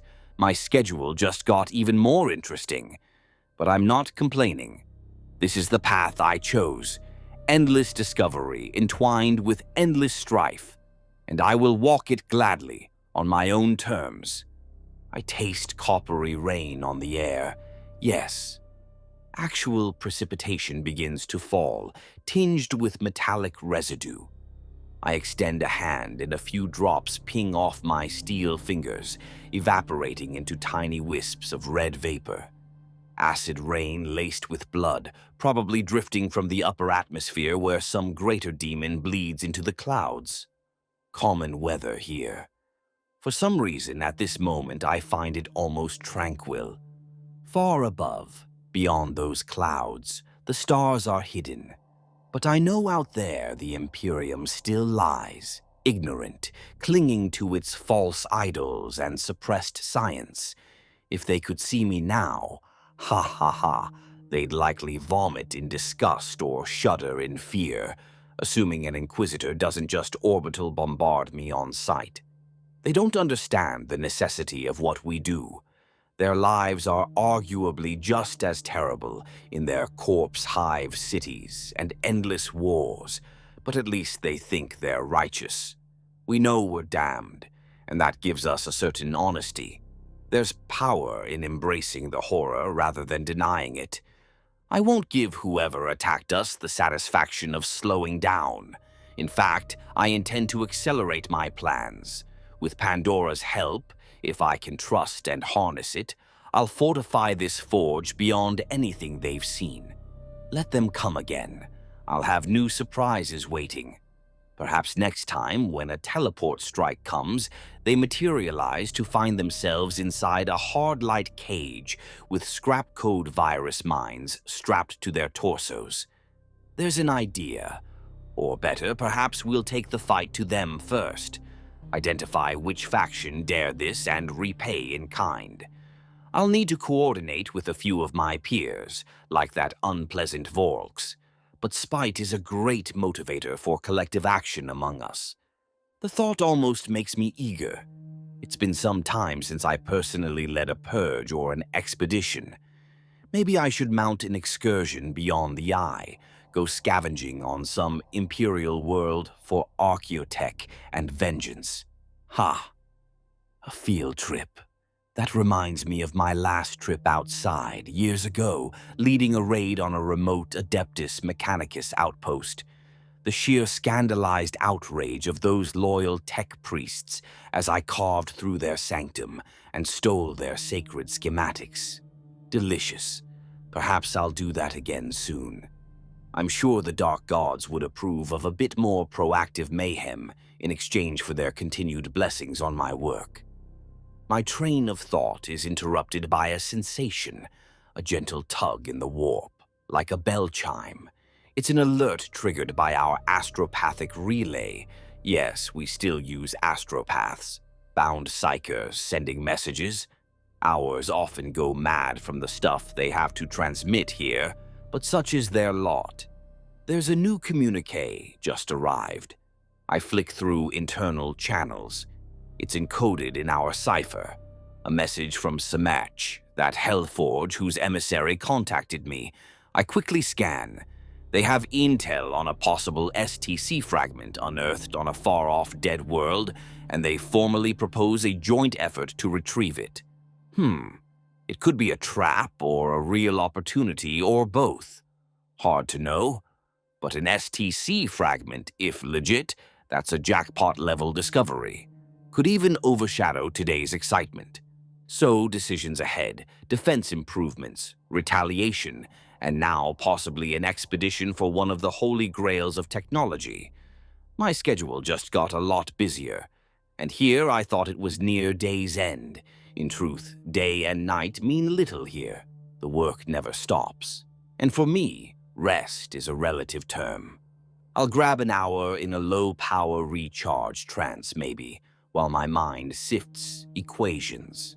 Sleep, that's something I left on Mars along with my pity and fear. Whichever happens first, it's been a hell of a ride, and it isn't over yet. And indeed, that ride wasn't over, not by a long shot. I did not have to wait long before setting this vow of defiance into motion. Within a standard week of the attack on my forge, I was en route through the Imperium, spearheading an expedition to claim the rumored STC fragment that my Samech contact had uncovered. Leaving the day-to-day operations of my Hellforge in the reasonably competent manipulators of my senior acolytes, I took to the void aboard my personal cruiser, Unbound Flame. She's an ancient vessel, a modified Dark Mechanicus, bristling with bizarre weaponry and obscure tech that I've collected or concocted over the centuries. Once, long ago, ships like this served the machine gods' great exploration fleets. Now, this one serves me and my ambitions. Its hull is etched with crawling runes of protection and a few curses for style. Its corridors staffed by lobotomized servitors and steel-clad Skitarii troopers. Deep in its core, captured warp engines hum, bound demons providing a thrust beyond any mere plasma reactor. Yes, I travel in style.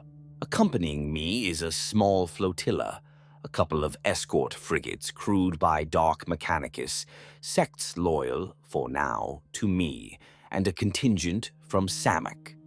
Ah, Samech. That forge world has its own agenda, of course. Magos Lazaris, my esteemed colleague from Samach, who sent the astropathic message, insisted on joining the venture personally. I couldn't really refuse without sowing distrust. And besides, an extra warship or two is helpful should we encounter, say, a Black Legion blockade. Lazarus arrived in his cruiser Ironquill with a retinue of his own tech priests. We made quite the fleet, cutting through the warp with purpose. Traveling through the warp is always a special kind of hell, even for those of us who fancy ourselves its masters. On the command deck of the Unbound Flame, I remained jacked into the noospheric core for much of the journey, monitoring our Geller field, the bubble of reality that keeps the demons out while we slip through their domain, and adjusting our course around the worst warp storms. Even so, the Imperium presses in. Whispering voices skitter at the edge of perception. At one point, the disembodied sound of a weeping child echoes through the Vox, no source detected. A lesser crew might be unnerved, but my lot are hardly human anymore, and I long ago tuned my auditory implants to filter out such distractions. If it's not a useful signal or a safety alarm, I don't need to hear it. Magos Lazarus, however, is not so stoic. Periodically, we confer via hololink between our ships. His face, pallid and stretched thin over augmetic cheekbones, crackles into view above a projector pedestal on my bridge. "The warp is unusually agitated," he remarks during one such meeting, Vox trembling slightly despite his attempt at detachment. "In truth, it is turbulent. The aftershocks of that great rift tearing the galaxy have not settled, making every warp translation an adventure." "Nothing the Unbound Flame can't handle," I reply with casual confidence, one mechadendrite coiling around the reliquary that houses a diamond skull wired into our navigation system. "My navigator spirit has charted us a safe path, more or less." As if on cue, a shudder ripples through the hull, a ripple of unreality brushing against our Geller field. The lights dim and a few console cherub servitors gibber in unison. Lazarus's wide cybernetic eyes blink in concern. I simply gesture to a nearby control throne where one of my lieutenants sits plugged in. Through my neural link, I command, "Increase hymnal amplitude by 0.6 and vent additional sanctified coolant to the Geller generators." The lieutenant, more machine than man, obeys instantly. A chorus of distorted machine litanies rises from the bulkheads, strengthening the field with the approved, if unorthodox, catechisms I've programmed. The ghostly wailing outside recedes. "You see, colleague," I say to Lazarus's hollow image with a hint of smugness, "smooth sailing." He mutters something about heresy music under his breath, but forces a thin smile. It's not all tedious course corrections and warp dodgeball. During the voyage, I spend many hours in my augmented reality chamber, essentially a cogitation vault where I can multitask at speeds no unaugmented mind could match. Schematics of the target world, what little we know of it, scroll in front of me, overlaying star charts and logistics tables. We've designated the planet XR135, catchy, I know, based on ancient navigational data from Lazarus. It lies in a system long lost to Imperial records, supposedly devastated in the Age of Strife. If an STC fragment truly rests there, it might have survived whatever apocalyptic event ended human civilization on that world thousands of years ago. My excitement is palpable. Even with my emotional dampeners, I catch myself in a kind of anticipatory jitter, which I promptly moderate via a quick neural pulse. In quieter moments, I also commune with Pandora, carefully and within secure cogitator environments, of course. The Silica Animus engine has been brought aboard as one of our secret weapons. Encased in multiple layers of shielding and wards, it occupies pride of place in my personal laboratory on the ship. When I consult it, it responds with eager streams of data. It's almost childlike in its curiosity, yet frighteningly swift in analysis. I feed it scraps of old standard template schematics to see how it responds. It identifies patterns and inconsistencies instantly. I can't help but think Pandora will be invaluable when we finally reach the STC, Cracking ancient codes or bypassing security might be trivial for it. If it had an ego, I'd caution it against overconfidence. That's my job. Finally, after what feels like an eternity caged in the sea of souls, we arrive. The transition back to real space is jarring. With a thunderclap and a lurch, the unbound flame tears its way back into the Imperium at the edge of 135 system. Immediately, my bridge is awash in status reports and the familiar hum of non-demonic machinery taking full precedence again. Through the view screen, augmented with multiple spectrum feeds, I see a sullen red star and a spread of debris, likely the remnants of a shattered moon or orbital stations long dead. Lazarus's ships emerge moments later in flickers of warp energy, all thankfully intact. The target planet itself soon comes into view, a gray-brown orb streaked with black scars. Scans show it has a thin, toxic atmosphere and massive craters visible even from high orbit. No obvious energy signatures of modern civilization, which is good. We came expecting a dead world, not a bustling imperial colony. Still, I run an active scan for any surprises. A few automated pings bounce back from orbital wreckage, ancient satellites or defense platforms derelict. There's also a faint radiation signature from the surface, possibly a reactor still faintly active. Interesting. We convene a quick war council aboard my ship before descent.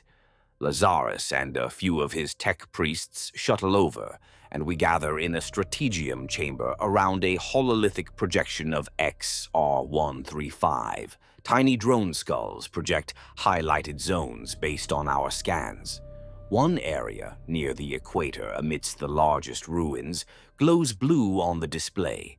That's where the STC signal is hypothesized to be, based on Lazarus's intel and some subtle noospheric pulses we picked up. The fragment should be located in what was once a major city or manufactorum complex, Lazarus states, pointing with a spidery bionic finger. The hololith zooms in on a sprawling ruin.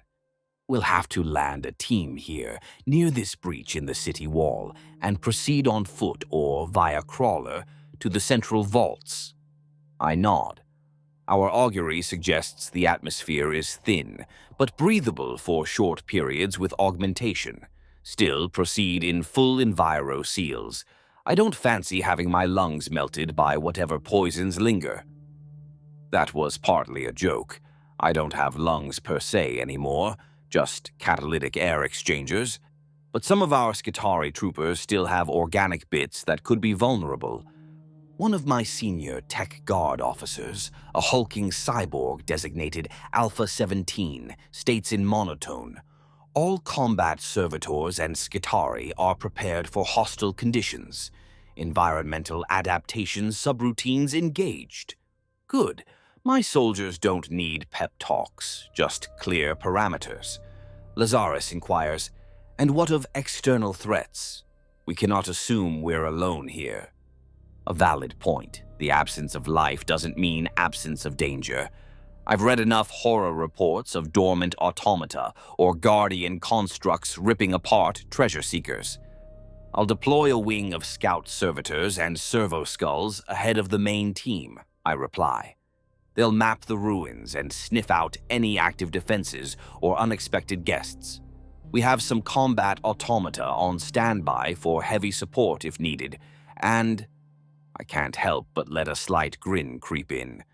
I'll be bringing a little friend to help with any technological puzzles we encounter. By which I mean Pandora, safely ensconced in a shielded carry case that I alone will handle. Lazarus gives a curt nod, though I notice a glint of curiosity in his augmented eyes at that last remark. He has no idea what Pandora is, and I plan to keep it that way. Within the hour, our landing craft descend. I take point in my personal cutter, a gunship dubbed Harbinger. It's a brutal-looking craft, half dropship, half tank, painted in scorched red and black. The interior rattles as we hit atmospheric entry, but the inertial dampers keep it bearable. Around me stand my honor guard, a dozen Skitarii vanguard in matte black armor, each carrying radium carbines and various nasty implements. Their task is to protect me, and thereby Pandora, and to serve as shock troops against any threats. There are also two hulking Praetorian battle servitors clamped into the cargo hold, ready to unleash heavy firepower if called upon. Magos Lazarus and his cohort follow in their own lander. I deliberately went first. Call me paranoid, but I prefer to survey the ground without another Magos at my elbow immediately. If I find something interesting, I'd like a moment to consider how much I share. The gunship's pilot, a cranium-implanted servitor slaved to the ship's machine spirit, brings us down in a billowing cloud of dust. With a thud and hiss, Harbinger sets down on a cracked expanse of what once might have been a roadway. Through the Auspex feed, I see Cyclopean ruins rising on either side. It's midday local time. The concept of time here being academic, since the sun is veiled behind perpetual haze. Thin daylight filters through toxic clouds, illuminating skeletal buildings and toppled ferrocrete columns. The city, if one can call it that now, is a graveyard of architecture. The rear ramp slams down and my troops fan out with drilled precision. I stride down behind them, my mechadendrites unfurling from beneath my cloak like metallic serpents tasting the air. The gravity is slightly lighter than Terra standard, a minor blessing, making movement easier for our heavy units. I take a deep breath through my filters. The air is laced with sulfur and decay. My HUD highlights zones of high radiation in sickly green and chemical hotspots in yellow. Nothing immediately lethal to us, but certainly unpleasant. "Area secure," crackles Alpha 17 after a quick sweep. The Vanguard have taken up perimeter positions amid chunks of debris, weapons ready. No sign of threats yet. Not far behind, Lazarus' ship lands with a roar. His contingent emerges, fewer soldiers than mine, but he's brought a trio of clanking automata, Domitar-class combat robots by the look of them, each a stomping bipedal brute with power blades for arms. Trust a fellow heretek to bring some vintage toys. I also notice Lazarus himself descending on a floating grav platform. Apparently, his lower body is too atrophied or augmented for quick walking. He is flanked by two tech priests who look almost identical, likely Vat-cloned siblings or mirror twins, each carrying multi-barreled plasma casters. "Magos," Lazarus voxes to me on a private channel as he approaches through the gloom. Pict capture shows an entrance to the sub-halls ahead, beyond that collapsed statue. He pings a location on the map. An enormous statue of what was probably the Emperor, how quaint, lies shattered across what used to be a plaza, and behind it yawns a wide stairway leading underground. We rendezvous at the statue's remains. It feels fitting, in a poetic way, stepping over the broken visage of the false emperor as we delve into forbidden secrets beneath. I refrain from any grandstanding comment. No need to waste time on gloating now. My servo-skull scouts have already gone ahead, whirring down the dark stairway. I get their feeds in my optic display. Long corridors littered with rubble, walls inscribed with faded Cog Mechanicum symbols. This place might have been a Mechanicum enclave or temple. Thus far, no movement. I signal our combined team to advance. Down we go into the depths. Emergency lumens on our suits cast dancing beams through the dusty darkness. The architecture here shifts from ruinous concrete to vaulted steel halls the deeper we go. Many passages are caved in, but the main route, presumably toward the central data vault or manufactorum core, remains open, if barely. We walk over buckled flooring and around collapsed buttresses. The silence is profound, broken only by the whir of our servos and the crunch of debris underfoot. It doesn't stay silent for long. One of Lazarus's Domitar automata, marching ahead, suddenly halts. Its optical visor glows as it scans an intersection up ahead. Without warning, it lets out a synthesized growl and opens fire with its built-in bolter. The deafening thud, thud, thud of explosive rounds stomps through the corridor. "Cease!" Lazarus snaps, but too late. The automaton's barrage hits something with a shower of sparks and a metallic shriek. I rush forward with my guard to see what it engaged. Rounding the corner, I see the Domitar looming over a heap of scrap metal. No, not scrap. It's the remains of a defense turret that was hidden in the ceiling. The automaton sensed a power surge or movement and preemptively eliminated the turret before it could ambush us. The turret looks ancient, Imperial design from millennia past, and clearly now very destroyed. I emit over the vox. Tripwire defenses. Watch for more. Lazarus grumbles about his automaton nearly giving him a heart attack, if he still had a heart, I suppose, but acknowledges the result. Perhaps it's just as well. Had that turret opened up on us from behind, it might have hurt someone. We press on more cautiously.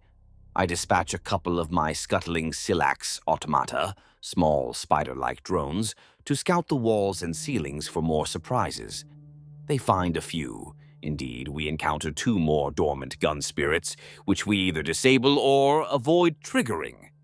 The deeper we get, the more I feel an undercurrent of something. It's not magic per se, but a sensation in my augmetics, like a low-grade vibration. Pandora feels it too. I have the device in its case slung at my side, and occasionally I sense a faint tapping from within, like an eager heartbeat. Perhaps it's sensing a data trove nearby, almost like a predator scenting prey. I share a low-band cog signal with it. Soon, stay ready. After navigating a partially flooded causeway, the fluid unidentifiable, but it dissolved one of Lazarus's lesser servitors that fell in, noted to avoid contact, we reach a grand pair of doors. They stand 5 meters tall, engraved with the cog symbol of the Mechanicum and high Gothic script beneath layers of grime.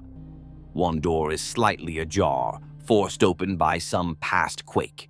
Beyond, our goal likely awaits. Central vault, Lazarus breathes, or transmits. His voice modulator makes it hard to tell.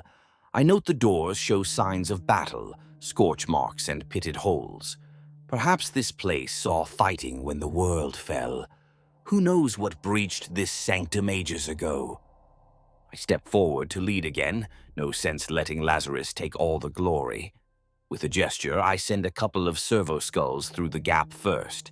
Their lantern eyes illuminate a massive chamber. The feed comes through, an expansive hall lined with inactive cogitator banks and storage vaults. Rows of what look like server stacks or manufactorum control consoles stretch into the distance. In the center, dominating the space, is a raised platform or altar-like structure.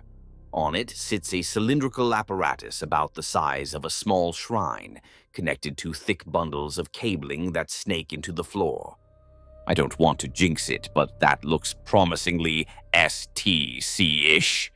We move inside, spreading out in a loose perimeter around the chamber. The air here is cold with an ozone tang. My suit's auspex notes faint power readings. Something here still has electricity. Perhaps emergency generators clung on in standby mode for millennia. The lighting is dim, but functional strips on the ceiling gutter weakly, casting a twilight gloom. This is it, I say, striving to keep my tone analytical, despite a swell of excitement. Secure the hall. Magos Lazarus, with me. Let's examine that central unit. He needs no urging. I see his grav platform already drifting that way. We ascend a short flight of steps onto the central platform. Closer now, I confirm details. The cylindrical apparatus is heavily armored, with multiple layers of plasteel and ceramite plating. It resembles a giant sacrificial altar, or perhaps a sarcophagus for a machine. Engraved on its side is the unmistakable logo of Dark Age TC Systems, a stylized cog and quill symbol. My optical lenses whir as I take it in. If this contains even a fragment of an STC, it could hold blueprints for technologies lost for eons. Lazarus approaches the device almost reverently. "Omnissiah's shadow," he murmurs, forgetting for a moment that he's not exactly in the Omnissiah fan club anymore. I place a clawed hand on the cool metal surface. It's dormant, no obvious sign of an active machine spirit, but it's intact. A plaque on one side reads, in High Gothic, "Archaeotech Repository, Vault 17. My hands are practically twitching to crack it open, but caution, I restrain myself. Alpha 17, run a scan for booby traps or contaminant fields. I vox MD. My lieutenant waves a detector wand over the unit, checking for radiation spikes or explosives. Nothing obvious. "Magos," Lazarus says to me quietly, "we should initiate a benign interface protocol. Try to wake it gently. A brute force entry could damage what's inside." He's not wrong, but I have something better than benign protocols. I have Pandora. This is exactly its moment. "Cover me!" I order my guards. To Lazarus, I nod. "Agreed. Let us attempt contact." I kneel and pop open Pandora's case, revealing the innocuous-looking metal cylinder within. Lazarus's eyes widen a fraction. "What's that?" he inquires. "A very specialized cogitator of mine," I say curtly. Not a lie, not the full truth. It can interface at higher levels of encryption than standard. Without further explanation, I slot Pandora's casing into a port on the STC device that looks purpose-built for a data uplink. Handy that. The port's lights flicker as my device's connectors engage. Inside my mind, I whisper, "Pandora, awaken, connect, and analyze." I feel the surge as Pandora powers up. The connection between the two ancient machines sends a visible ripple of green light across the STC cylinder's surface. Runes that have slept for millennia suddenly glow. A low hum begins emanating from within the vault. Lazarus nearly hovers off his grav plate in anticipation. Something's happening. It's powering on. Indeed, Pandora is speaking to it in the silent language of machines, coaxing it to life. I monitor via my neural link. Pandora's stream of code is met by another stream, archaic, massive, a data spew that would fry conventional cogitators. But Pandora seems to lap it up. Then a tremor. The entire vault structure shudders.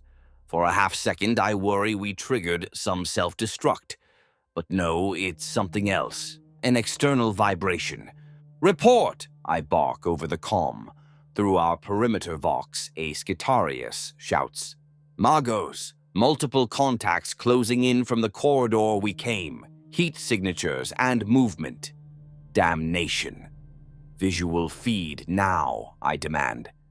My helmet display lights up with a camera feed from one of the vanguard at the entrance. I see shadows moving in the dark hallway, accompanied by the unmistakable green flare of plasma fire. One of my Skitari goes down, half his torso melted by a shot. The others return fire, beams of radium and las lancing out. From the gloom emerges a hulking figure in Baroque power armor, midnight black with glowing green eye lenses. Trailing him are more, at least half a dozen Chaos Space Marines in Black Legion colors, weapons blazing. Behind them skitter smaller forms, likely cultist or mutant foot soldiers. Black Legion, Alpha 17 voxes with uncharacteristic emotion, which in his case is a sort of machine indignation. So, Abaddon's dogs did sniff us out after all. Perhaps they tracked Lazarus's astropathic message, or just coincidentally arrived. Either way, they're here now and in force. They likely waited until we entered the vault, hoping to catch us off guard and cornered. Lazarus swivels around, alarm in his optics. "Defensive formation," he wheezes. His Domitar automata stomp toward the doorway to engage, and his priests raise their plasma weapons. "Keep them out of this chamber," I command. The last thing I want is a heavy firefight near the delicate STC. One stray grenade could doom our prize. "Meet them in the antechamber and choke that passage." I dispatch my Praetorians and several vanguard to reinforce the entrance team. Through Pandora's link, I multitask, half my mind ensuring the interface with the STC continues uninterrupted, the other half coordinating the battle. The first Black Legionnaire through the door meets a storm of fire. One of Lazarus's Domitars rushes forward with a buzzing blade limb and cleaves into the Marine's chest, pinning him to a wall in a shower of sparks. The traitor's chainsword sputters out as he's crushed. Another Marine steps over his fallen brother and unloads with a bolter, blowing chunks out of the automaton and blasting its arm off. The Domitar staggers, fluids spraying from severed cables. My remaining Praetorian servitor lumbers into view then, its heavy bolter thudding from the hip, and riddles that Marine with mass reactive shells at close range. His armor cracks and he collapses with an inhuman growl, but more are coming. I count at least 8 Astartes now, plus numerous smaller signatures behind, perhaps human renegades or thralls. They fan out, taking cover behind columns, firing disciplined bursts. The hall erupts in a light show of energy bolts and tracer fire. An Iron Warrior's voice, so distinctive with their gravelly modulation, roars, "Forward for the War Master! Take the hereteks! Claim the prize!" War Master? Ha! These fools still playing soldier for Abaddon. One of Lazarus's priests is incinerated by a plasma blast to the face. His twin screams in rage and returns fire, vaporizing a chaos cultist skulking behind the Marines. My vanguard lay down, suppressing fire, their radium rounds crackling and popping on enemy armor. Not terribly effective, but it keeps their heads down. Meanwhile, I see a pair of bulky figures at the back. Oh joy, they've brought Terminators. 2 Black Legion Terminators in heavy armor are trudging up, effectively mobile tanks. This could get ugly. My forces are capable, but in a straight fight inside a vault against fully armored Astartes and possibly more, things could turn. But I have a few advantages. 1. Foreknowledge of the environment. 2. Pandora and the STC behind me, hopefully nearly done. And 3. I fight dirty. I quickly voxer to my Skitari sergeant, activate the rad cleansers. He acknowledges. Moments later, the secondary function of our radium weapons kicks in. They flood the hallway with a burst of hard radiation and exotic particles. The effect on Space Marines is subtle, but there. Their armor sensors will be screaming, and any unshielded flesh, the cultists certainly, will begin necrotizing. Indeed, the mortal followers among them start convulsing and vomiting as lethal radiation washes over them. The Astartes are made of sterner stuff, but one pauses, disoriented, as his auto-senses reboot, which is just when one of my Praetorians steps in and saws his leg off with a heavy chain blade. The giant falls, and a volley of shots from multiple directions pile on, leaving him motionless. But Terminators, the radiation barely tickles them through their tactical dreadnought armor. With thunderous steps, the two enter the fray, leading with a torrent of fire from a combi bolter and a Reaper autocannon. One of my Praetorians literally explodes under the autocannon rounds, shredded from torso upward. A vanguard is blown apart by a combi bolter volley. They are pushing in hard. At this moment, Pandora pings in my mind, The STC vault is unlocking internally. A sprawling map of data architecture scrolls across my vision. It's beautiful. The systems are responding to Pandora's handshake, granting access. Not fully downloaded yet, but a connection is stable. We're so close. I grit my teeth, metaphorically, I have none, and focus on eliminating these interlopers. Lazarus, I vox broadcast on our private channel amid the battle noise. We must finish this quickly, keep them away from the central platform at all costs. He responds, voice strained. Agreed. I will unleash it. I do not have time to ask what it is, but I soon find out. From behind Lazarus, one of his attendants produces a small casket and opens it. Inside writhes something fleshy and metallic. By the dark gods, he had a bound demon host or something as a last resort. The attendant hurls this thing down the steps into the midst of the melee. It uncoils with a screech, a grotesque amalgam of mechanical tentacles and demonic flesh. Perhaps a minor warp entity bound in a cybernetic shell, a golem demonica. With a chittering shriek, it pounces at a Black Legion Marine, tendrils slicing. The Marine decapitates it with a chainsword, but not before it injects something vile into him. He staggers as his armor starts to corrode and melt, and within seconds both he and the demon golem are a puddle of acidic slag. Effective? Yes. Sanitary? Not so much. The Terminators remain a problem. They surge forward side by side, guns blazing. The remaining Domitar charges one, power blades swinging, only to be smashed aside by a swipe of the Terminator's chain fist, its torso crumpling. Lazarus curses. The twin of the fallen priest leaps at the second Terminator with surprising agility, jamming a plasma pistol right against its helmet and firing. The shot melts a chunk of the helm, causing the brute to roar and fling the priest off like a rag doll. The priest's body hits a column with a crack.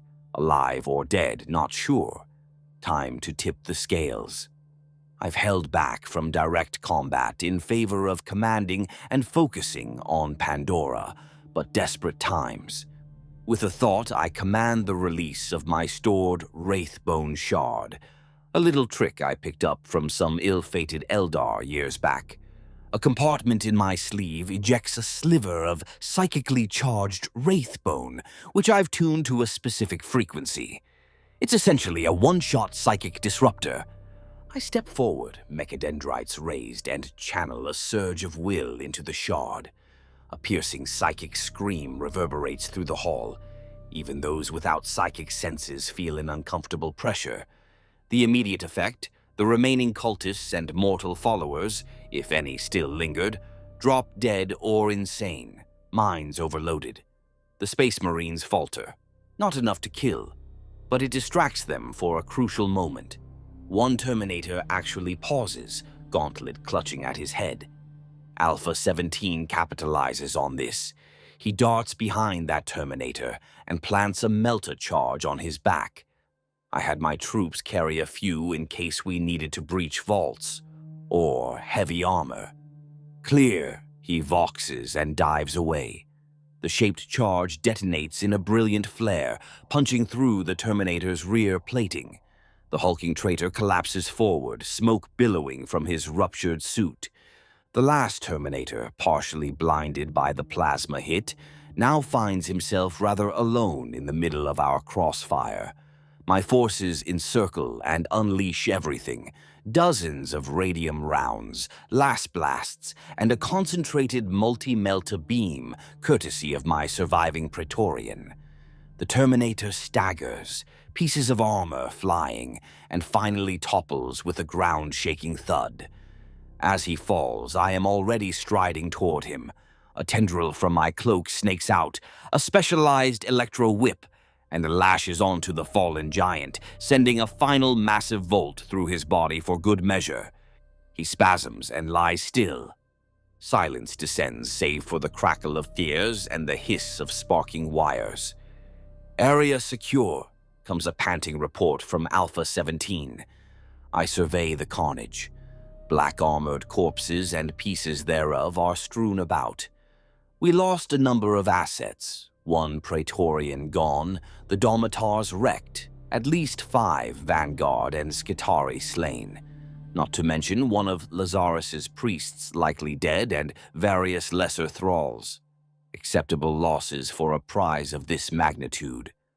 Lazarus floats over, one mech arm holding a leaking wound on what remains of his midsection.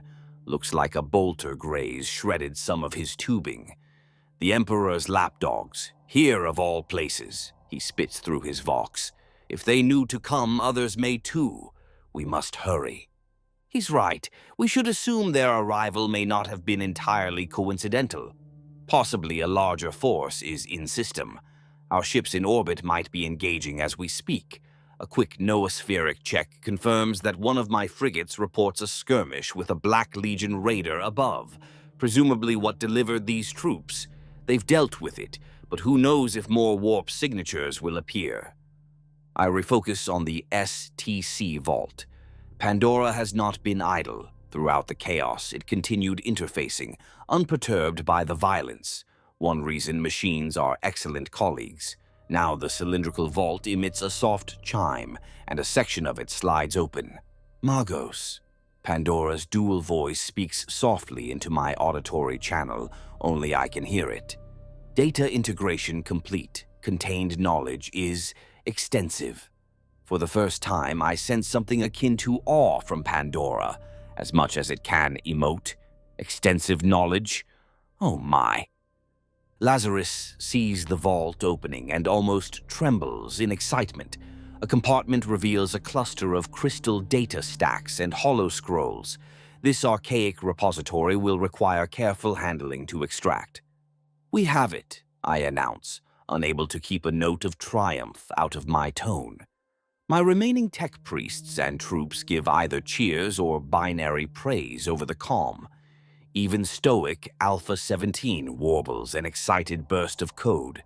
Lazarus looks like a starving man beholding a feast. He hovers closer, reaching out with a mechadendrite toward one of the data crystals. So much lost knowledge, ours again. And here we come to it, ours. How to share? Did I mention I'm not great at sharing? Truth be told, I respect Lazarus, but I don't trust him, nor he me, likely. If we part ways, both carrying this prize, what's to stop him from using it against my interests, or vice versa? The logical move, indeed the Dark Mechanicus move, is for one of us to keep it all. I can guess what he's thinking. His remaining organic eye gleams with greed, despite his attempt at solemn reverence. Is he about to betray me? Possibly not immediately. He's wounded, his forces diminished as well. But later in orbit or on the return journey? Who can say? I smile inwardly. Fortunately, I came prepared for this eventuality. Pandora, I sub-vocalize, execute Protocol Theta 7. In the interface, Pandora shifts frequencies. Suddenly, the vault's runes flash red. A safeguard, triggered via Pandora's manipulation, causes the STC vault to seal partway again, essentially pausing the final extraction.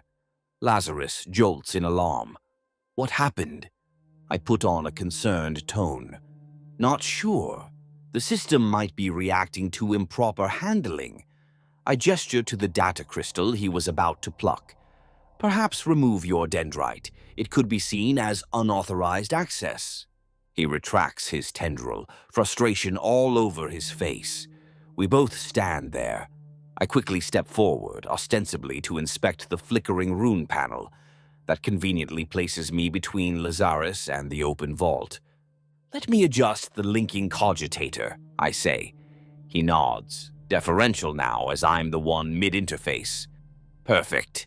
Time for the coup de grace. With a flick of my wrist, I deploy a hidden injector needle from beneath my robe, one coated in a neurophage venom I concocted specifically to incapacitate augmented tech priests. In one swift motion, I spin and stab it directly into Magos Lazarus's upper torso, where flesh meets metal. His reaction is slow. He wasn't expecting treachery this instant. Foolish of him. He manages a startled gasp, a half-word, "You!" before the venom stills his tongue and freezes his organic nerves, his cybernetics spasm, grav platform wobbling as his control lags. I catch him, almost gently, with 2 mechadendrites as he slumps. I likely haven't killed him. The dose was calibrated to paralyze. He stares at me, organic eye wide in shock and betrayed fury, mechanical eye whirring uncontrollably. "Apologies, Lazarus," I say quietly, so only he can hear. "But I've decided this knowledge is safer in one set of hands. My hands." He gurgles something inaudible, perhaps cursing me or begging. Can't tell, don't care. By now, my own attendants have noticed. Alpha 17 steps forward, head cocked. "Magos, is everything all right?" A hint of sardonic humor in his tone. He's seen enough to guess what's transpired. "Yes, Alpha," I reply in lingua technis, so any of Lazarus's remaining people can't easily decode. "Our colleague has unfortunately been taken ill. Prepare him for transport to the ship. We'll see to his care aboard." On cue, 2 of my Skitari move to Lazarus's limp form and carefully remove weapons or devices from him. His remaining tech priests, the few alive, stand uncertain, watching their master's incapacitation with what might be horror. I turn a hard stare on them. "Your Magos is under my protection now. Cooperate, and you'll live. Do anything stupid, and you'll join the corpse count. Understood?" They exchange looks and lower their gazes in assent. Outnumbered and leaderless, they won't challenge me here. Efficiently, we secure the vault's contents. Pandora finishes copying everything into its memory banks. It assures me internally that it has indeed recorded all schematics and data, redundantly in fact. For safety, I also remove the physical data crystals and holologs, packing them into an armored reliquary case. I spare a moment to examine one of the holoscrolls as it activates in my gauntlet projector. Diagrams of something called an Inferno Lance, a weapon schema lost since M33. Fascinating. Another file glimpsed. Agrippina pattern nanoforges. Oh my, that could revolutionize production. One schematic outlines a grav shield generator capable of projecting an impenetrable dome over a city. No more need for void shields if it works. Another file details a method to grow crystalline circuitry that might replace traditional electronics entirely. There is even a corrupted data log hinting at an abominable intelligence design, a fully self-aware machine core, a discovery so heretical it gives even me pause, albeit only for a moment. And countless more stored safely now. My mechanized heart would be fluttering if it were organic. This haul is beyond my wildest hopes. We need to leave, and fast. I won't feel safe until we're off-world and in the warp. Never thought I'd prefer the warp, but at least we can hide there. Gathering our wounded and dead, I have uses for both. We evacuate back the way we came.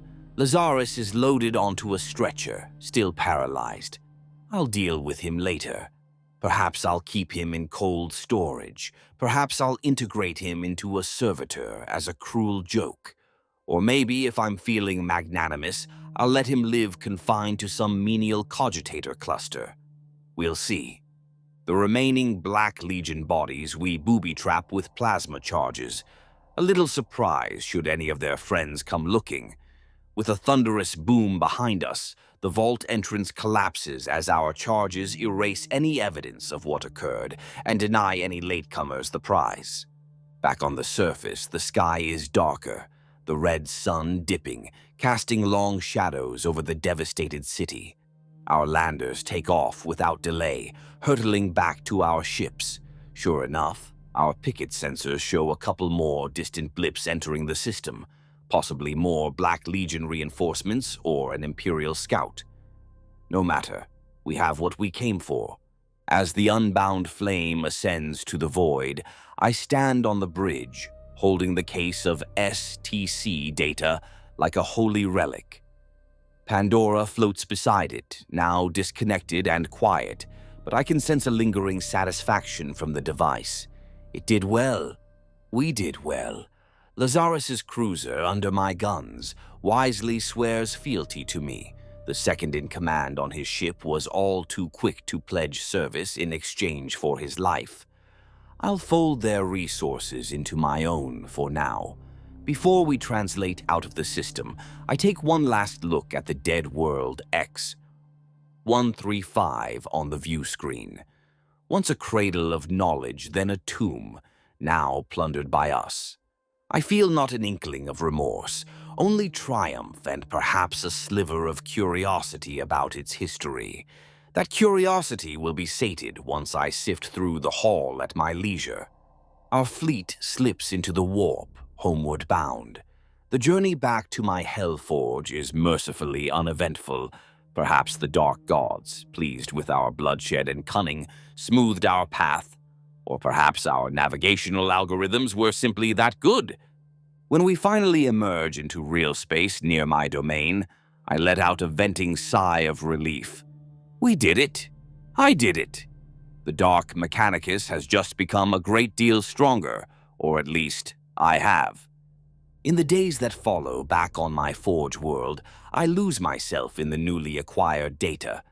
Within a secure sanctum, I plug Pandora, and by extension myself, into the trove and begin decoding and cross-referencing.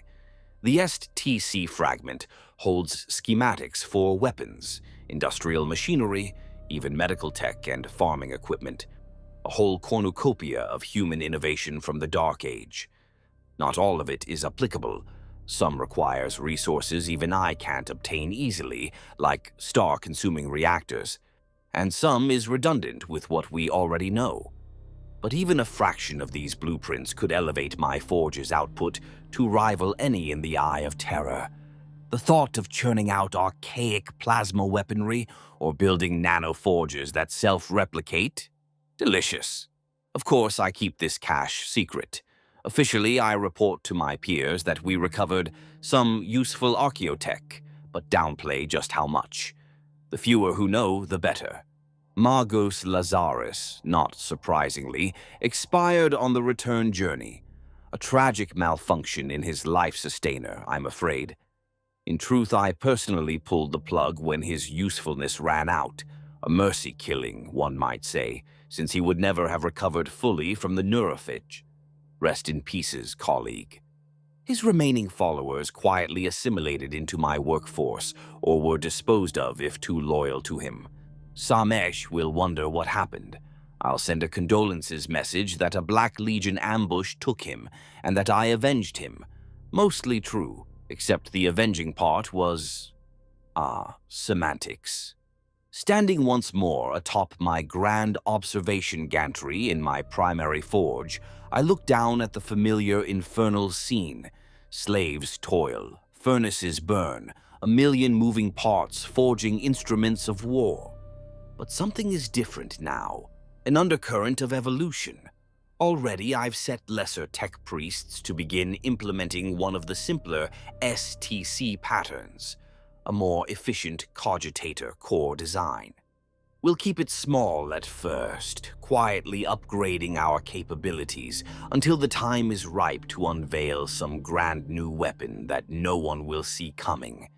Perhaps during the next big offensive against the Imperium, my forge will surprise the galaxy with a class of tanks that cloak like ghosts, or virus bombs that can think and hunt targets. Oh, the possibilities. Pandora floats beside me on a suspensor platform, connected to my personal cogitator array. In the aftermath, I've grown somewhat fond isn't the right word, appreciative of it. Without Pandora, deciphering the STC might have taken far longer or been impossible under pressure. In a way, creating Pandora and feeding it this trove has validated my heretical pursuit of blending AI and warp. It's now imbued with the sum of human innovation, from an age beyond legend. I wonder how that will shape it. I'll be watching closely, of course. One might think after achieving such a prize, I'd rest on my laurels. But no, paradoxically, this success only spurs me to greater ambition. That slight echo of the Mechanicus in me, the desire to know, roars with even more flame. I have seen what wonders lie hidden in the dark, and I crave more. The Imperium has no idea, of course. While they pray to their stagnant corpse and rely on millennia-old designs, here I am, holding the keys to leap centuries ahead. It's almost laughable. Perhaps one day I'll thank the Chaos Gods for pushing me onto this path. Then again, best not. They'd demand something in return. I find myself at a familiar juncture of thought. Once again, at the end of a long endeavor, standing amidst the literal and figurative ashes of the past and looking forward. A memory surfaces, that quote I twisted earlier. We are all just flesh in the gears of a great machine. Yes, we are. But some of us design the machine. Some of us are the machine. I think of all that has transpired, the horrors witnessed and inflicted, the betrayals, both suffered and dealt, the knowledge gained and the prices paid. Terrible, all of it, by any mundane measure. And yet, here I am, alive, in a manner of speaking, and triumphant. This is the life I have chosen and shaped. A terrible life, perhaps, but mine. Down below, a shift siren wails. A new work cycle begins. Sparks fly as a demon engine's carapace is welded with plates inscribed with fresh runes. The ever-present screams and clangs rise in a cacophonous symphony. I realize there's a smile creeping across my face, or at least an uptick in the corners of my augmetic jaw. A mix of pride, smugness, and excitement for what's to come. In the grand scheme, one could say little has changed. The long war continues, the forge world still hungers, and I still start my mornings with the same screams and smoke. But I know the truth. Down in my data vaults, the future is humming with potential, thanks to our bold venture, and that is both exhilarating and terrifying, just how I like it. As I turn away from the gantry's edge, I allow myself a small chuckle echoing through my Vox grill, slightly sardonic, slightly joyful, the laugh of one who has seen hell, made it his home, and come out on top. For now. What will I do with this trove of forbidden knowledge? Whatever I damn well please. Improve my armies, certainly. Perhaps share a scrap or two with select allies to strengthen bonds and keep them below me. Or concoct something utterly new the galaxy hasn't seen, an innovation that would make the Fabricator General on Mars weep in envy if he knew. The beauty of it is, the possibilities are endless. One thing is certain. I will continue to forge ahead, pun intended, ever delving into the dark and the unknown, armed with the wisdom of the ancients and the cunning of the damned.